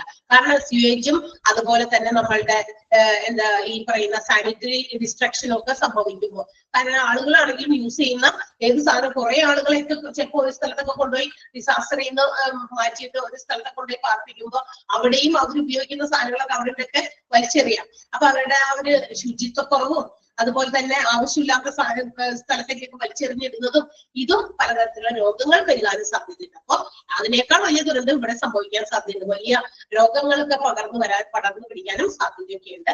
അപ്പൊ ഒരു വലിയ ഹെൽത്ത് പ്രോബ്ലംസ് ആയിരിക്കും ഫേസ് ചെയ്യേണ്ടി വരും. അപ്പൊ അതിൻ്റെതായ കോൺസിക്വൻസസ്, ഹെൽത്ത് കോൺസിക്വൻസ് ഓൾസോ നമ്മുടെ സിസ്റ്റത്തെ മുഴുവൻ എന്താകും, കുറച്ചുകൂടി തകിടം മറിക്കും. സോ മാത്രമല്ല അതനുസരിച്ച് food and water borne diseases പെരുകാൻ തുടങ്ങും. Food and water borne diseases എന്താ, ഭക്ഷണത്തിൽ കൂടിയും വെള്ളത്തിൽ കൂടിയും ഒക്കെ പകരുന്ന പല രോഗങ്ങൾ. കാരണം ആൾക്കാരൊക്കെ ഇങ്ങനെ എന്താ പറയാ, ഈ സാധനങ്ങളൊക്കെ വേസ്റ്റ് ഒക്കെ അവിടെ ഇവിടെ കുന്നുകൂടുമ്പോ അതിൽ വന്നിരിക്കുന്ന ഇൻസെക്ട്സ്, പ്രാണികളൊക്കെ ചെന്ന് ഫുഡ് മെറ്റീരിയൽസിലൊക്കെ എല്ലാവരും കുന്നുകൂടി പാർക്കുകയാണല്ലോ. അപ്പൊ അതിന്മേലൊക്കെ വന്നിരുന്ന് അതുകൊണ്ട് അതൊക്കെ അത് ഭക്ഷണമൊക്കെ ആൾക്കാർ നീറ്റ്നെസ്സും ക്ലീൻലിനെസ്സും ഒക്കെ നോക്കാതെ കഴിച്ച് അതിനേക്കാൾ വലിയ രോഗങ്ങൾ വരാൻ സാധ്യതയുണ്ട്. അപ്പൊ ഹെൽത്ത് ഇഷ്യൂസും ഇത്തരം സാഹചര്യങ്ങളിൽ വർദ്ധിക്കാനായിട്ട് സാധ്യതകളുണ്ട്. അപ്പൊ effect of health facilities and also health manpower will be affected by the disaster. മനുഷ്യന്മാരുടെ ഹെൽത്തിനെയും മനുഷ്യരാശിയെയും തന്നെ ഡിസാസ്റ്റർ കൊണ്ടുണ്ടാകുന്ന ആഫ്റ്റർ എഫക്റ്റുകൾ വളരെ സിവിയർ ആയിട്ട് ബാധിക്കാൻ സാധ്യതയുണ്ട്. അങ്ങനെ വരുമ്പോൾ ഇമ്മീഡിയറ്റ് മെഡിക്കൽ സർവീസസ്, അതുപോലെ തന്നെ പബ്ലിക് ഹെൽത്ത് സർവീസസ് വളരെ അത്യാവശ്യം വേണ്ടി വരും. മനസ്സിലായോ? ഡിസാസ്റ്ററിന്റെ ആ ഒരു പ്രത്യാഘാതം ഡിസാസ്റ്ററിന്റെ മാത്രമല്ല ഉണ്ടാകുക, അത് കഴിഞ്ഞ് അതുകൊണ്ടുണ്ടാകുന്ന മറ്റ് ദോഷങ്ങളാണ് ഈ പറഞ്ഞത്. ഹെൽത്ത് പ്രോബ്ലംസ് ഒക്കെ കൂടുതലും ഉണ്ടാകാൻ സാധ്യതയുണ്ട്. മനസ്സിലായോ? നോക്കിയാൽ നിങ്ങൾക്ക് ആ സെന്റൻസിലൊന്ന് വായിച്ചു നോക്കിയ പാരഗ്രാഫ്.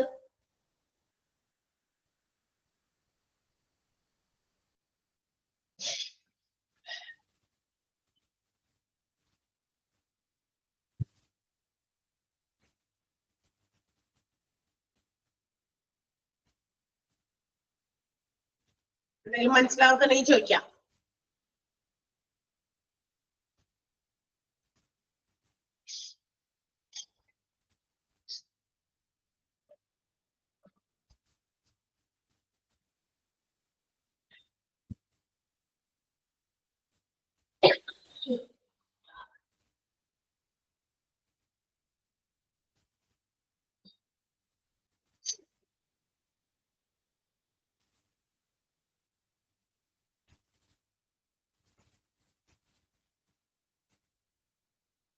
മനസ്സിലായോ?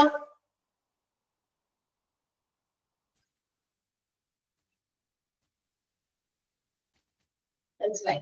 ഇൻഡിസ്ക്രീറ്റിന്റെ മീനിങ് എന്താണ്? വിവേകശൂന്യമായ. കണ്ടോ? ഇൻഡിസ്ക്രീറ്റ് ആ സെന്റൻസ് എന്താ പറയാ, സെക്കൻഡ് ലൈനിൽ, ഫസ്റ്റ് സെന്റൻസിന്റെ സെക്കൻഡ് ലൈനിൽ പറയുന്നത് indiscreet disposal of liquid and solid waste and excreta creating insanitary conditions adding to the problem. പ്രശ്നം വഷളമാക്കുന്ന രീതിയിൽ എന്താ പറയാ, മനുഷ്യന്മാരുടെ indiscreet disposal of liquid and solid waste എന്ന് പറയുന്നത് വിവേകശൂന്യമായ എന്താ പറയാ, ഡിസ്പോസലിന്റെ മലയാളം വാക്ക് എന്തായിരുന്നു? ഡിസ്പോസ് ചെയ്യാന്ന് പറഞ്ഞാൽ നമ്മള് വേസ്റ്റ് ഒക്കെ കളയില്ലേ, അതെ. അത് വിവേകശൂന്യമായ രീതിയിൽ ചെയ്യുന്നു ആൾക്കാര്. കാരണം ഇപ്പൊ നമ്മള് ഇപ്പൊ ഒരുപാട് ആളുകളൊക്കെ വീടുകളിൽ അല്ലെങ്കിൽ ആളുകളുടെ എണ്ണം കൂടുമ്പോൾ എത്രത്തോളം നമ്മള് ക്ലീൻ നീറ്റ് ആക്കി ഓരോ പരിസരവും ശ്രദ്ധിക്കുക എന്നുള്ളത് ആണ് ഏറ്റവും ഇമ്പോർട്ടന്റ്, ഹെൽത്ത് ഇഷ്യൂസ് ഒക്കെ ഒഴിവാക്കാൻ. അല്ലെങ്കിൽ എന്ത് ചെയ്യും, ആളുകളുടെ എണ്ണം കൂടുന്നതനുസരിച്ച് ഏത് പ്രദേശത്തായാലും ആളുകളുടെ എണ്ണം കൂടുന്നതനുസരിച്ച് അവിടെയൊക്കെ പല രോഗങ്ങൾ ഉണ്ടാകാനുള്ള സാധ്യതകളും കൂടുതൽ തന്നെയാണ്. ബിക്കോസ് കാരണം എന്താ, നമ്മൾ ഒരാളൊക്കെ മോശമായിട്ട് നമ്മൾ എല്ലാവർക്കും ഹെൽത്തി ആയിരിക്കണം എന്നുള്ള രീതിയിൽ പ്രവർത്തിക്കുകയാണെങ്കിൽ ഇത്തരം വേസ്റ്റ് ഒക്കെ ഇപ്പൊ നമ്മൾ തുപ്പുന്നതോ അല്ലെങ്കിൽ നടക്കുന്നിടത്തൊക്കെ നമ്മൾ യൂസ് ചെയ്ത എന്തെങ്കിലും സാധനം അലക്ഷ്യമായിട്ടൊക്കെ ഇടുന്നതോ ഒക്കെ ഇറ്റ് മേ കോസ് ഡിസീസസ്. തീർച്ചയായിട്ടും നമുക്കുള്ള എന്തെങ്കിലും രോഗങ്ങളൊക്കെ മറ്റുള്ളവരിലേക്കൊക്കെ പകരാൻ സാധ്യതയുണ്ട്.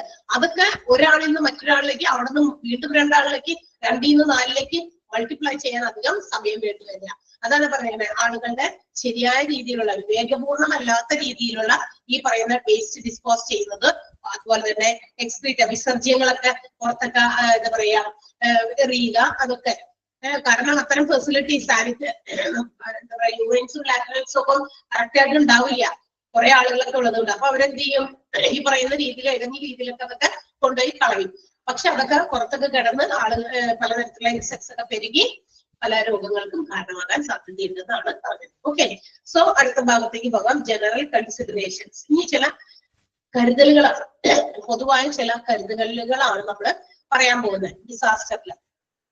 ഡിസാസ്റ്റർ മാനേജ്മെന്റ് എന്ന് പറയുന്നത് is the most important thing. ഡിസാസ്റ്ററിനെ നല്ല രീതിയിൽ മാനേജ് ചെയ്യുക എന്നുള്ളത് it is the emergency services of medical care institutions on a large scale. അതായത് ഡിസാസ്റ്റർ ഒക്കെ ചെയ്തു കഴിയുമ്പോൾ ആ ഡിസാസ്റ്ററിൽ നിന്ന് രക്ഷപ്പെടുത്തേണ്ടതോ ആയിട്ടുള്ള ആളുകളെയൊക്കെ പെട്ടെന്ന് നമ്മൾ ഹോസ്പിറ്റലുകളിലേക്ക് എത്തിക്കും. അങ്ങനെ ഡിസാസ്റ്ററിനെ നല്ല രീതിയിൽ മാനേജ് ചെയ്യുക എന്നുള്ളത് അതിന്റെ അർത്ഥം എന്താണെന്ന് വെച്ചാൽ emergency services of medical care ആണ്. ഏറ്റവും കൂടുതൽ അവർക്ക് ഏറ്റവും ആവശ്യം അന്നേരം എന്താ, വേറെ ഒന്നുമല്ല, മെഡിക്കൽ കെയർ, മെഡിക്കൽ അറ്റൻഷൻ ആണ് കൊടുക്കേണ്ടത്.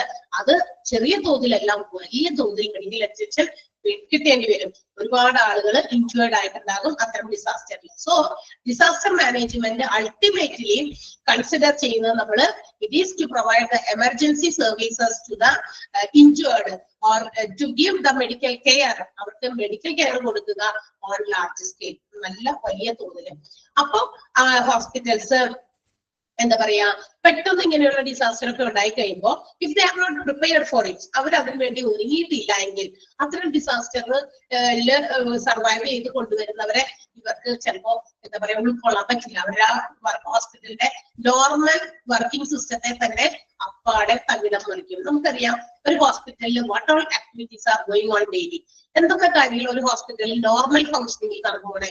ഒ.പി വിഭാഗം പ്രവർത്തിക്കുന്നു, ഇൻപേഷ്യന്റ് വിഭാഗം പ്രവർത്തിക്കുന്നു, ഫാർമസി, ഇതൊക്കെ അവിടെ ഡെയിലി സാധാരണഗതിയിൽ, അതായത് വെച്ചാൽ അവിടെ നമ്മൾ ദുരന്തങ്ങളൊന്നുമില്ല, ഒരു സാധാരണഗതിയിൽ നടന്നു പോകുന്ന ഒരു ഹോസ്പിറ്റല്. അവിടെ അല്ലാണ്ട് തന്നെ ഇഷ്ടംപോലെ ആക്ടിവിറ്റീസ് ആ ഒരു ഡെയിലി ഉണ്ട്, നടക്കുന്നുണ്ട്. നിങ്ങളൊന്ന് ഹോസ്പിറ്റലിൽ ചെന്ന് നോക്കുക, നമുക്കറിയാം നമ്മൾ ഉദ്ദേശിച്ച പോലെ നേരെ കൈ പിടിച്ചിട്ടൊക്കെ ഓടിപ്പോയിട്ട് 5 മിനിറ്റ് വരാമെന്നൊക്കെ പറഞ്ഞാൽ നടക്കുന്ന കാര്യമല്ല. കടയിൽ പോണ പോലെ അത്രയും ഈസി അല്ല നമുക്ക് ഹോസ്പിറ്റലിൽ പോകാൻ. വി ഹാവ് ടു വെയിറ്റ്, നമുക്ക് വെയിറ്റ് ചെയ്യണം, ചീട്ട് എടുത്തിട്ട് വെയിറ്റ് ചെയ്യണം. നമ്മളുടെ ടേൺ വരാൻ വേണ്ടി നമ്മൾ വിളിക്കുന്നു, കൺസൾട്ട് ചെയ്യുന്നു. അത് കഴിയുമ്പോൾ എന്തെങ്കിലും ടെസ്റ്റുകൾ പറഞ്ഞാൽ അവിടെ സമയം പോകുന്നു. നമുക്ക് ഫാർമസിയിൽ മരുന്ന് വാങ്ങിക്കാൻ വേണ്ടി സമയം പോകുന്നു. ഒരുപാട് സമയമൊക്കെ എടുക്കും. അപ്പൊ ഓരോ ദിവസത്തെയും എന്താ പറയാ തിരക്കും മറ്റുമൊക്കെ ബേസ് ചെയ്ത് ചിലപ്പോ ടൈമൊക്കെ കൂടുതലും കുറഞ്ഞൊക്കെ ആയിട്ട് ഇരിക്കും. അത് നോർമൽ വർക്കിംഗ് കണ്ടീഷനാണ്. പക്ഷേ ആ ഒരു നോർമൽ കണ്ടീഷനിൽ വർക്ക് ചെയ്തുകൊണ്ടിരിക്കുന്ന ഹോസ്പിറ്റല് നമ്മൾ പറയുന്നത് ഇതാണ്, ഹോസ്പിറ്റൽസ് എപ്പോഴും ഏതെങ്കിലും ഒക്കെ ഡിസാസ്റ്ററിനെ നേരത്തെ കൂട്ടി അതിനെ എന്താ പറയാ ഫേസ് ചെയ്യാനായിട്ട് പ്രിപ്പയർഡ് ആയിട്ടിരിക്കണം എന്ന് മനസ്സിലായി. അന്നേരം പറയാണ് if they are not prepared for it in advance, അവർ വളരെ നേരത്തെ തന്നെ മുൻകൂട്ടി ഇത്തരം ഡിസാസ്റ്ററുകളെ ഉൾക്കൊള്ളാനായിട്ട് അല്ലെങ്കിൽ ഫേസ് ചെയ്യാനായിട്ട് തയ്യാറെടുത്തിട്ടില്ല എങ്കിൽ അവരുടെ നോർമൽ വർക്കിംഗ് കണ്ടീഷൻ എന്താകും, താറുമാറായി പോകും. നേരത്തെ തന്നെ അതിനുള്ള പ്രിപ്പറേഷൻസ് ചെയ്താൽ മതി. നമുക്ക് ഏതെങ്കിലും ഡിസാസ്റ്റർ ഉണ്ടായി കഴിഞ്ഞാൽ പേഷ്യൻസിനെ കൊണ്ടുവരുമ്പോ പുറത്തുനിന്ന് വേഗം കുറെ ആംബുലൻസിലും സ്ട്രക്ചേഴ്സിലൊക്കെ ഒത്തിരി ഇപ്പൊ എന്തെങ്കിലും ഒരു ഫുഡ് പോയിസൺ ഏതെങ്കിലും സ്കൂളുകളിൽ സംഭവിച്ചു, ഒരുപാട് കുട്ടികൾ ഒരുമിച്ച് ഇങ്ങോട്ട് കൊണ്ടുവരും സ്കൂളുകളിൽ നിന്ന്, അല്ലെ? അപ്പൊ ഇവിടെ തരൂല്ല കേട്ടോ, ഇവിടെ ഞങ്ങളുടെ എല്ലാ ദിവസത്തെയും റൂട്ടീൻ കാര്യങ്ങൾ നടക്കാനുള്ള കാര്യങ്ങൾ മാത്രമല്ല, പുറത്തുനിന്ന് ആളെ എടുക്കുന്നില്ല എന്നൊക്കെ പറയാൻ പറ്റുമോ? പാടില്ലാന്ന്. അത് ലോക്കൽ ഹോസ്പിറ്റൽസ് അതിന് വേണ്ടി പ്രിപ്പയർഡ് ആയിട്ടിരിക്കണം. കാരണം അവർക്കാണ് ഈ ലൈഫുകളെ സേവ് ചെയ്യാൻ പറ്റുള്ളൂ. So they have to be prepared. ഏത് വിധേനയും പ്രിപ്പയർഡ് ആയിട്ടിരിക്കണം. ഏത് രീതിയിലുള്ള ആളുകളൊക്കെ വരാൻ സാധ്യതയുണ്ട്. ഇപ്പൊ ഡിസാസ്റ്റർ ഉണ്ടാക്കി കഴിഞ്ഞാൽ വല്ലതും തിരിഞ്ഞു വിട്ടാണെങ്കിൽ കുറെ മുഴുക്കും ഒഴിവും ചതവും ഒക്കെ ആയിരിക്കും. അപ്പൊ അതിന് വേണ്ടിയിട്ടുള്ള മെഡിസിൻസ്, അതിനെ എന്താ പറയാ അവരെയൊക്കെ എടുക്കുമ്പോ കൊണ്ടുവരുമ്പോ അവരെയൊക്കെ മാനേജ് ചെയ്യാനുള്ള സ്റ്റാഫുകള്, അല്ലെ? അങ്ങനെയൊക്കെ ഒരുപാട് ആളുകളെയും ഒരുക്കിയിരിക്കണം. മെഡിസിൻസും അല്ലെങ്കിൽ ഇവരെയൊക്കെ ഇനി എവിടെയൊക്കെ ഉൾക്കൊള്ളിക്കാൻ പറ്റും അതിന് വേണ്ടിയിട്ട് ഹോസ്പിറ്റൽസിന്റെ പ്രമിസസിലെ എവിടെയൊക്കെ സ്ഥലമുണ്ടോ അതിനൊക്കെ വേണ്ടി അത് എന്ത് ചെയ്യാം, പ്രൊവൈഡ് ചെയ്യാം. അപ്പൊ നമുക്ക് പറയാം, കൊറോണ വന്നപ്പോഴില്ലേ, കൊറോണ വന്നു കഴിഞ്ഞപ്പോ നമ്മളുടെ ഹോസ്പിറ്റൽസിന്റെ ഒക്കെ പുറത്തൊക്കെ, അതായത് സാധാ ഹോസ്പിറ്റൽ ബിൽഡിങ്ങിന്റെ പുറത്തൊക്കെ ഒരു ചെറിയ ടെന്റ് പോലെയൊക്കെ ഉണ്ടാക്കി അവിടെയും കൊറോണയുടെ ടെസ്റ്റുകളൊക്കെ നടത്തിയിരുന്നു. നിങ്ങളുടെ ഒക്കെ അവിടെ ഉണ്ടായിട്ടുണ്ടോ? ഞങ്ങളുടെ ഇവിടെയൊക്കെ ഉണ്ടായിട്ടുണ്ട്. അതുകൊണ്ടാണ് ഞാൻ പറഞ്ഞത്. ഉണ്ടായിട്ടുണ്ടോ എന്ന് പറഞ്ഞേ. അതൊരു ഡിസാസ്റ്റർ ആയിട്ടില്ലേ കൊറോണ? അതെ. കാരണം സാധാരണ പനി തടയാൻ അല്ലെങ്കിൽ മറ്റേതെങ്കിലും അസുഖങ്ങൾക്ക് വേണ്ടി എന്താ പറയാ ഒരുങ്ങിയിരുന്നിരുന്ന ഹോസ്പിറ്റൽസ് എന്ത് ചെയ്യുന്നു, പെട്ടെന്ന് ഓരോ സ്ഥലങ്ങളിൽ ഈ കൊറോണ 1-2 പേർക്ക് വന്നു കഴിഞ്ഞാൽ പെട്ടെന്ന് സ്പ്രെഡ് ചെയ്തിരുന്നു. അപ്പൊ എന്ത് ചെയ്യുന്നു, ടെസ്റ്റുകളുടെ എണ്ണം കൂടി വരുന്നു, രോഗികളുടെ എണ്ണം കൂടി വരുന്നു. ആളുകൾക്ക് ഇങ്ങനെ പുറത്തുനിന്നൊക്കെ ആളുകൾ നാട്ടിൽ വരികയാണെങ്കിൽ അവരൊക്കെ ടെസ്റ്റ് ചെയ്തിട്ടേ വീട്ടിനകത്തോട്ട് കയറാൻ പാടുള്ളൂ, അല്ലെ? മറ്റുള്ളവരുമായിട്ട് ഇടപഴകാൻ പാടില്ല. ഒത്തിരി നിർദ്ദേശങ്ങളും നിബന്ധനകളും ഉണ്ടായിരുന്നു, കണ്ടീഷൻസ് ഉണ്ടായിരുന്നു. ആൻഡ് ആഫ്റ്റർ ദാറ്റ് ഇതിനെല്ലാം പുറമെ ഹോസ്പിറ്റൽസിലും ആളുകളുടെ രോഗികളുടെയൊക്കെ എണ്ണം ഇങ്ങനെ കൂടുതൽ ക്രമാതീതമായി വർദ്ധിച്ചാണ് വന്നുകൊണ്ടിരുന്നത്. അന്നേരം വന്നപ്പോ എന്ത് പറ്റി? ഇവിടെ ഹോസ്പിറ്റൽ ബിൽഡിങ്ങില് സാധാരണ കൺസൾട്ടേഷൻ മറ്റും നടക്കുന്ന സ്ഥലം വാസ് നോട്ട്, എന്താ പറയാ, ആഡക്വേറ്റ്. അതിന് ആവശ്യം സ്ഥലം ഉണ്ടായിരുന്നില്ല. അങ്ങനെ വന്നപ്പോ ഈ പറയുന്ന എക്സ്റ്റൻഷൻസ് നടപ്പിച്ചു. എന്നിട്ട് അവിടെ വെച്ചിട്ടാണ് ഒരുപാട് രോഗികൾക്കൊക്കെ ടെസ്റ്റ് നടത്തിയതും ചികിത്സ നടത്തിയതും അവർക്ക് മരുന്ന് കൊടുത്തതും ഒക്കെ. അങ്ങനെയാണെന്ന് മനസ്സിലായി. അപ്പൊ അതിനുള്ള സ്ഥല സൗകര്യങ്ങളൊക്കെ മുന്നിൽ കണ്ട് പ്ലാൻ ചെയ്ത് വെച്ചോളണം. അല്ലെങ്കിൽ ഹോസ്പിറ്റൽസിന്റെ മറ്റു പ്രവർത്തനങ്ങളെ ക്രമാതീതമായി ബാധിക്കും. എന്ന് വെച്ചാൽ അവിടുത്തെ സാധാരണ വരുന്ന രോഗികളൊന്നും ഇവർക്ക് നോക്കാൻ പറ്റില്ല. കാരണം ഡിസാസ്റ്ററിൽ വരുന്നവർക്കാണ് പ്രിഫറൻസ്. അതുകൊണ്ട് they should be always prepared for it in advance എന്നാണ് പറഞ്ഞിരിക്കുന്നത്. ക്ലിയർ ആയോ ആ പാരഗ്രാഫ്? ഫസ്റ്റ് വൺ ജനറൽ കൺസിഡറേഷൻസില് അതിന്റെ എന്താ പറയാ 2 സെന്റൻസ് ഒന്ന് അണ്ടർലൈൻ ചെയ്യണം കേട്ടോ. അതൊന്ന് വായിച്ചു നോക്കിയേ.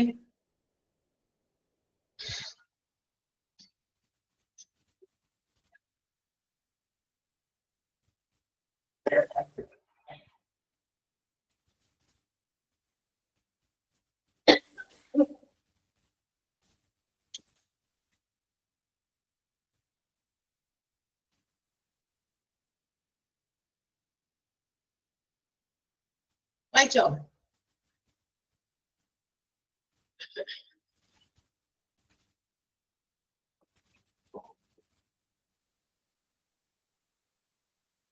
Yes. So next one. അടുത്തത് എന്താന്ന് നോക്കിയാൽ certain professionals also have to be developed in local health care and medical care personnel. അതായത് നമ്മളുടെ ഈ എന്താ പറയാ ഹോസ്പിറ്റൽസിലേക്ക് പെട്ടെന്ന് ഇതുപോലെയുള്ള ഡിസാസ്റ്ററിലൊക്കെ അറിയുന്ന ആളുകളെയൊക്കെ കൊണ്ടുവരുന്ന സമയത്ത് പലതരത്തിലുള്ള കൺഫ്യൂഷൻസ് അല്ലെങ്കിൽ മറ്റ് ഡിസാസ്റ്റർ ഒക്കെ അറിയുമ്പോൾ പെട്ടെന്ന് ഏതെങ്കിലും തരത്തിലുള്ള ആശയക്കുഴപ്പങ്ങളൊക്കെ ഉണ്ടാവുമല്ലോ. എന്താ ചെയ്യേണ്ടതെന്നൊക്കെ ഇങ്ങനെ പേടിച്ചറിയാത്ത നിൽക്കാനായിട്ട് സാധ്യതകളുണ്ട്. അതിനെ ഒഴിവാക്കാൻ വേണ്ടിയിട്ട് സർട്ടൻ പേഴ്സണൽസ് ഓർ പ്രൊഫഷണൽസ്, അതിന് യോഗ്യരായിട്ടുള്ള ചില ഒരു പ്രൊഫഷണൽ വിഭാഗം, അങ്ങനെയുള്ള ആളുകളെയൊക്കെ ലോക്കൽ ഹെൽത്ത് കെയർ സിസ്റ്റവും അതുപോലെ തന്നെ നമ്മുടെ മെഡിക്കൽ കെയറും തൊഴിലാളികളൊക്കെ പ്രത്യേകം അറേഞ്ച് ചെയ്ത് ആ റിക്വയർമെന്റ്സ് അനുസരിച്ച് ഏതൊക്കെ മേഖലയിലെ ആൾക്കാരെ ആവശ്യമുണ്ട് അതനുസരിച്ച് ഒരു ഗ്രൂപ്പ് ഓഫ് പ്രൊഫഷണൽസിനെ അവിടെ ഉണ്ടാക്കി വെച്ചിരിക്കണം. അല്ലെങ്കിൽ എന്തു പറ്റും? മാത്രമല്ല അവൈലബിൾ റിസോഴ്സസ്, വേണ്ട വിഭവങ്ങൾ. ഇവിടെ വിഭവങ്ങൾ എന്തെന്നാ? മെഡിസിൻ, പിന്നെ അവരെ പരിശോധിക്കുന്നതിന് വേണ്ടിയിട്ടുള്ള ഇൻസ്ട്രുമെന്റുകളാകാം, ചിലപ്പോൾ ചില എക്യുപ്മെന്റുകൾ, മെഷീനറീസ് ആകാം.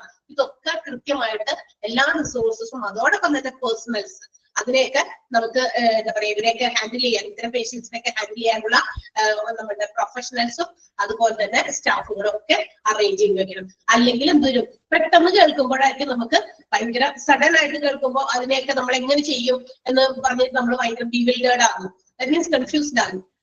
എന്താ ചെയ്യേണ്ടതെന്ന് അറിയാൻ പാടില്ലാതെ. പക്ഷെ നമ്മളൊന്ന് ചെറുതായിട്ട് ഒരുങ്ങിയിരിക്കുകയാണെങ്കിൽ വി ക്യാൻ ആക്ട് പ്രോപ്പർലി. പെട്ടെന്ന് നമുക്ക് അതിനനുസരിച്ച് ആക്ട് ചെയ്യാൻ പറ്റുന്നതാണ്. അത് രണ്ടും തമ്മിലുള്ള വ്യത്യാസം. പ്ലാൻ ചെയ്തു നേരത്തെ കൂട്ടി ഒരുങ്ങുന്നതും സഡൻ ആയിട്ട് ഒരു കാര്യത്തെ ഫേസ് ചെയ്യുന്നതും തമ്മിൽ വ്യത്യാസമുണ്ട് അല്ലെ? ആ രീതിയിലൊക്കെ പറയുന്നു. അത്തരം കൺഫ്യൂഷൻസ് ഒഴിവാക്കാനായിട്ട് നമ്മൾ എന്ത് ചെയ്യണം? പ്ലാൻ ചെയ്ത് അതിന് വേണ്ടിയിട്ടുള്ള പ്രൊഫഷണൽസ് മെഡിക്കൽ കെയർ സിസ്റ്റത്തിൽ ഉണ്ടായിരിക്കണം. അതുപോലെ തന്നെ മെഡിക്കൽ കെയർ പേഴ്സണൽസ്, തൊഴിലാളികളെയൊക്കെ നമുക്ക് പേഷ്യൻസിനെയൊക്കെ നോക്കാൻ പറ്റിയ എന്താ പറയാ ജീവനക്കാരും ആ സമയം അവിടെ ഉണ്ടായിരിക്കണം. അതിന് വേണ്ട റിസോഴ്സസും അവൈലബിൾ ആയിരിക്കണം. So they can avoid confusions. അത് വായിച്ചു നോക്കിയേ.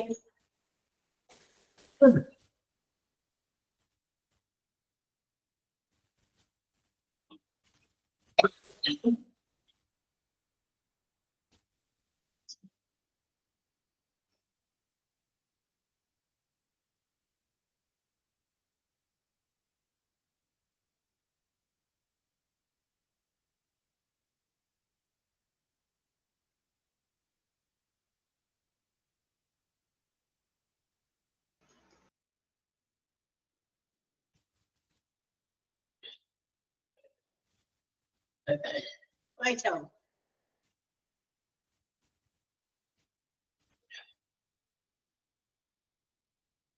That means confusion. ആശയക്കുഴപ്പം തന്നെയാണ്. ബിവിൽഡർമെന്റ്, ആശയക്കുഴപ്പം.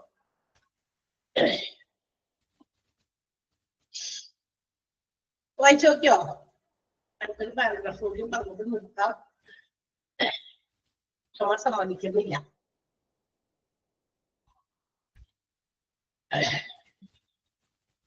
പറഞ്ഞോട്ടെ.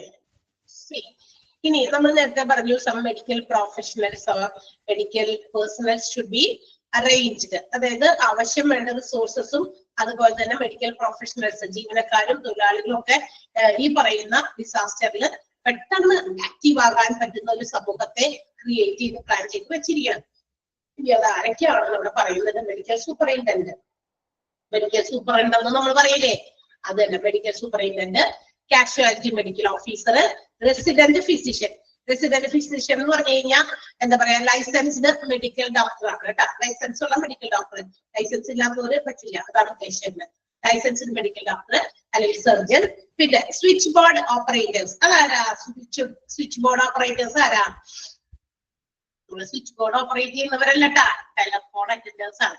അതായത് ടെലഫോണ് കാര്യങ്ങളൊക്കെ ഫോൺ വഴി സന്ദേശങ്ങൾ കൈമാറാൻ പറ്റുന്ന ആളുകളാണ്. അവരെയാണ് ടെലഫോൺ സ്വിച്ച് ബോർഡ് ഓപ്പറേറ്റേഴ്സ് വിളിക്കുക. എന്ന് വെച്ചാൽ ഡിസാസ്റ്റർ ഉണ്ടായി കഴിയുമ്പോൾ ഈ സ്വിച്ച് ബോർഡ് ഓപ്പറേറ്റേഴ്സ് ആണ് ആ ഒരു അലേർട്ട്, ഡിസാസ്റ്ററിന്റെ അലേർട്ട് ഹോസ്പിറ്റലിൽ മുഴുവനായിട്ട് അറിയിക്കേണ്ടത്. അപ്പൊ ആ ആള് അലേർട്ട് ആയിട്ടിരിക്കണം, ആക്റ്റീവ് ആയിട്ടിരിക്കണം അവര്. പിന്നെ മാത്രമല്ല people those who are B present at the hospital at the time of alert is out. ഇവരെല്ലാവരും തന്നെ ഒരു ഹോസ്പിറ്റലിൽ ഡിസാസ്റ്ററിന്റേതായ ഏതെങ്കിലും അലർട്ട് ഒരു സൗണ്ട് കേട്ട് കഴിഞ്ഞാൽ അപ്പൊ തന്നെ ഇവരെല്ലാം കൃത്യമായിട്ട് എന്ത് ചെയ്യണം? അവരവരുടെ സ്ഥലത്ത് വരണം. എവിടേക്കാണ് ഇവരോട് വരാൻ പറയുന്നത് എന്നുള്ളത്. അതുപോലെ തന്നെ പിന്നെ എന്താ പറയാ, സം കീ പേഴ്സൺ, വളരെ ഇമ്പോർട്ടന്റ് ആയിട്ടുള്ള ചില ജീവനക്കാര് ആരൊക്കെയാണ്? From all the departments. ഏതൊക്കെ ഡിപ്പാർട്ട്മെന്റിൽ നിന്ന്? ഓപ്പറേഷൻ തിയേറ്ററിൽ നിന്ന്, blood bank, laboratory, radiology, medical store, ambulance service, പിന്നെ മേട്രൺ അല്ലെങ്കിൽ നഴ്സിംഗ് സൂപ്രണ്ട്. നഴ്സിംഗിന്റെ എന്താ പറയാ, സീനിയർ നഴ്സിനെയാണ് നമ്മൾ മേട്രൺ എന്ന് വിളിക്കുക, നഴ്സിംഗ് സൂപ്രണ്ടന്റ്. ഇവരെല്ലാവരും തന്നെ ഈ പറയുന്ന കീ പേഴ്സണൽസും അതോടൊപ്പം തന്നെ നേരത്തെ പറഞ്ഞ medical superintendent, casualty medical officer, resident physician, surgeon, switch board operators, ഇവരെല്ലാം ഹോസ്പിറ്റലിൽ അലേർട്ട് സൗണ്ട് കേൾക്കുമ്പോൾ തന്നെ കറക്റ്റ് ആയിട്ട് പ്രസന്റ് ആയിരിക്കണം കേട്ടോ. അപ്പൊ അലേർട്ട് ഒരു സൗണ്ട് വരും, ഇങ്ങനെ ഡിസാസ്റ്റർ ഒക്കെ ചെയ്തിട്ടുണ്ടെന്ന് പരിസര പ്രദേശത്ത്. അപ്പൊ ഉണ്ടെങ്കിൽ അവർക്ക് ഇൻഫോർമേഷൻ കിട്ടുന്നതനുസരിച്ച് പെട്ടെന്ന് തന്നെ അത് ഹോസ്പിറ്റലിന്റെ അകത്ത് അവർ അലേർട്ട് സൗണ്ട് ചെയ്യും. സൗണ്ട് ചെയ്യുമ്പോൾ തന്നെ ഈ പറയുന്ന ആളുകളെല്ലാം കൃത്യമായിട്ട് അവരവരുടെ സ്ഥലങ്ങളിലേക്ക് പ്രസന്റ് ആയിരിക്കണം. അതായത് മിക്കവാറും ഹോസ്പിറ്റലിന്റെ ഫ്രണ്ടില് വരണം അവര്. കാരണം ഇവരെയൊക്കെ കൊണ്ടുവരുന്നവരെയൊക്കെ അതാത് സ്ഥലങ്ങളിലേക്കൊക്കെ മാറ്റാനും വേണ്ട സഹായമൊക്കെ കൊടുക്കാനും. പിന്നെ matron should activate all wards. Matron എന്ന് പറയുന്നത് നമ്മൾ പറഞ്ഞു നഴ്സിംഗിന്റെ സീനിയർ മെമ്പറിനെയാണ് നമ്മൾ വിളിക്കുക. അവര് അവരുടെ വാർഡിലെല്ലാം എല്ലാവരെയും ആക്റ്റീവ് ആക്കണം. ഇനി ഈ പറയുന്ന കാഷ്വാലിറ്റീസിനെ, അത്യാഹിത വിഭാഗത്തിലാണല്ലോ കൊണ്ടുവരുന്നത്, ഈ പറയുന്ന എന്താ പറയാ എമർജൻസീസിൽ കൊണ്ടുവരുന്ന ഈ പേഷ്യൻസിനെയൊക്കെ കളാൻ വേണ്ടിയിട്ടുള്ള കാര്യങ്ങൾ ചെയ്യാൻ, വാർഡൊക്കെ കറക്റ്റ് ആക്കുക, വൃത്തിയാക്കുക, അറേഞ്ച് ചെയ്യാനുള്ള സന്ദേശമൊക്കെ അപ്പോഴേക്കും വേണ്ടതും പ്രൊവൈഡ് ചെയ്തിരിക്കണം. മാക്സിമം നമ്പർ ഓഫ് സ്റ്റാഫ്, ഈ പറയുന്ന എല്ലാ ഡിപ്പാർട്ട്മെന്റുകളിലും മാക്സിമം നമ്പർ ഓഫ് സ്റ്റാഫ് എത്രയും പെട്ടെന്ന് പറയുന്ന ഈ സൗണ്ട് കേൾക്കുമ്പോൾ തന്നെ എത്തിയിരിക്കണം. Within 15 to 20 minutes of the call എന്നാണ് പറഞ്ഞേക്കുന്നത്. അതായത് 15 മുതൽ 20 മിനിറ്റ് വരെ ആ കോൾ നടത്തിയതിന് ഉള്ളില് എന്ത് ചെയ്തിരിക്കണം? ഈ പറയുന്ന ആളുകളെല്ലാം കൃത്യമായി എത്തണം. മേട്രൺ വാർഡിലെ സ്റ്റാഫിനോടൊക്കെ അവരുടെ വാർഡ് ഒക്കെ എങ്ങനെയുണ്ട് നോക്കാൻ, ഇനിയിപ്പോ ഇവിടുന്ന് കൊണ്ടുവന്ന പേഷ്യൻസിനൊക്കെ എങ്ങാനും മാറ്റാനുള്ള സ്ഥലം ഉണ്ടെങ്കിൽ അവിടെ പ്രൊവൈഡ് ചെയ്യാനുണ്ടോ എന്നുള്ളതൊക്കെ അത് നോക്കാനുള്ള ഇൻഫോർമേഷൻസും മേട്രനും കൊടുത്തിരിക്കണം. ആ ഒരു അറേഞ്ച്മെന്റ് ഹോസ്പിറ്റലിൽ ചെയ്യാൻ വേണ്ടിയിട്ടുള്ള കാര്യങ്ങളാണ് ഈ ഒരു പാരഗ്രാഫിൽ പറഞ്ഞിരിക്കുന്നത്. വെൻ ദ ഡിസാസ്റ്റർ അലേർട്ട് ഈ സൗണ്ട്, നമ്മുടെ ഡിസാസ്റ്ററിന്റെ സൗണ്ട് അലേർട്ട് വരുമ്പോ ചെയ്യേണ്ട ചില കാര്യങ്ങളാണ് ഈ പറഞ്ഞിരിക്കുന്നത്. ക്ലിയർ ആയോ നോക്കിയേ? ആരൊക്കെ ഉണ്ടായിരിക്കണോ എന്ന് പറഞ്ഞിരിക്കുന്നു. പിന്നെ മേട്രന്റേതായ ഒരു കാര്യം പറയണോ, വാർഡിൽ ആരൊക്കെ വേണം സ്റ്റാഫായിട്ട്, എന്തൊക്കെയാ ചെയ്യേണ്ടതെന്നുള്ള കാര്യങ്ങൾ പറഞ്ഞിരിക്കുന്നു. ഏത് സമയത്തിനുള്ളിലാണ് എല്ലാ ഡിപ്പാർട്ട്മെന്റിലെയും സ്റ്റാഫുകൾ എത്തേണ്ടത് ആ കോളിനുള്ളിൽ എന്നുള്ളത് പറഞ്ഞിരിക്കുന്നു. ഇതൊക്കെ തന്നെയാണ് ഈ ഒരു പാരഗ്രാഫിൽ. ഒന്ന് വായിച്ചു നോക്കാം. ആ പാരഗ്രാഫ് ഐ തിങ്ക് ഇത് എല്ലാം തന്നെ ഇമ്പോർട്ടന്റ് ആണ് കേട്ടോ. കാരണം അതിനകത്ത് ഒരുപാട് കാര്യങ്ങൾ പറയുന്നുണ്ട്. വളരെ ഇമ്പോർട്ടന്റ് ആയിട്ടുള്ള കാര്യങ്ങളാണ് ഡിസാസ്റ്ററിൽ അറ്റൻഡ് ആവേണ്ട, പ്രസന്റ് ആവേണ്ട സമയവും മറ്റു കാര്യമൊക്കെയാണ് പറഞ്ഞിരിക്കുന്നത്.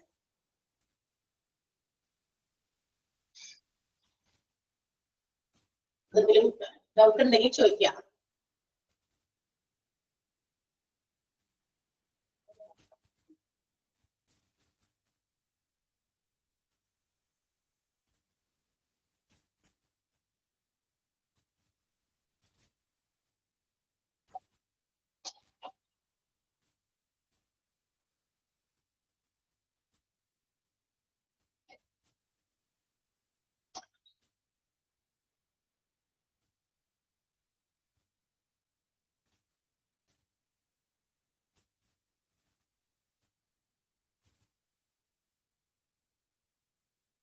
വായിച്ചോ?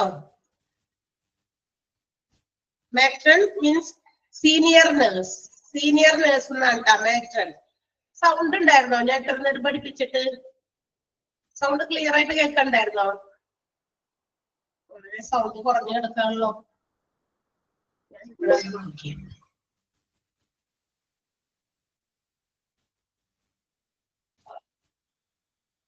Okay.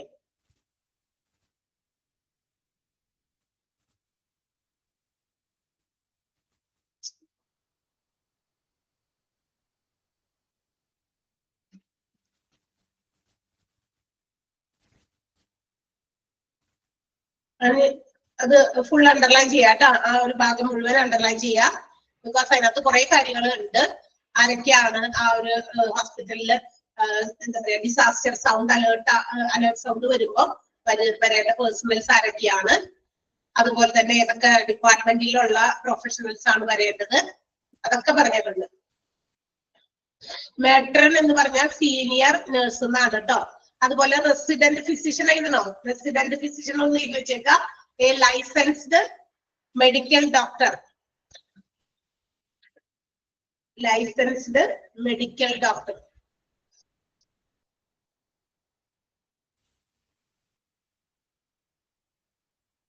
Resident doctor, resident physician. Okay. So ബാക്കി ഭാഗം നമുക്ക് അടുത്ത ദിവസം എടുക്കാം. ഇതിന് വരെയൊക്കെ നന്നായിട്ട് വായിച്ചൊക്കെ നോക്കാം കേട്ടാ. അണ്ടർലൈൻ ചെയ്ത് പഠിക്കാം. ഓക്കെ.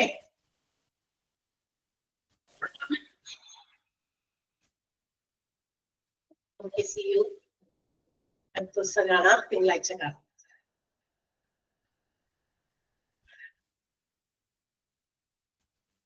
Bye.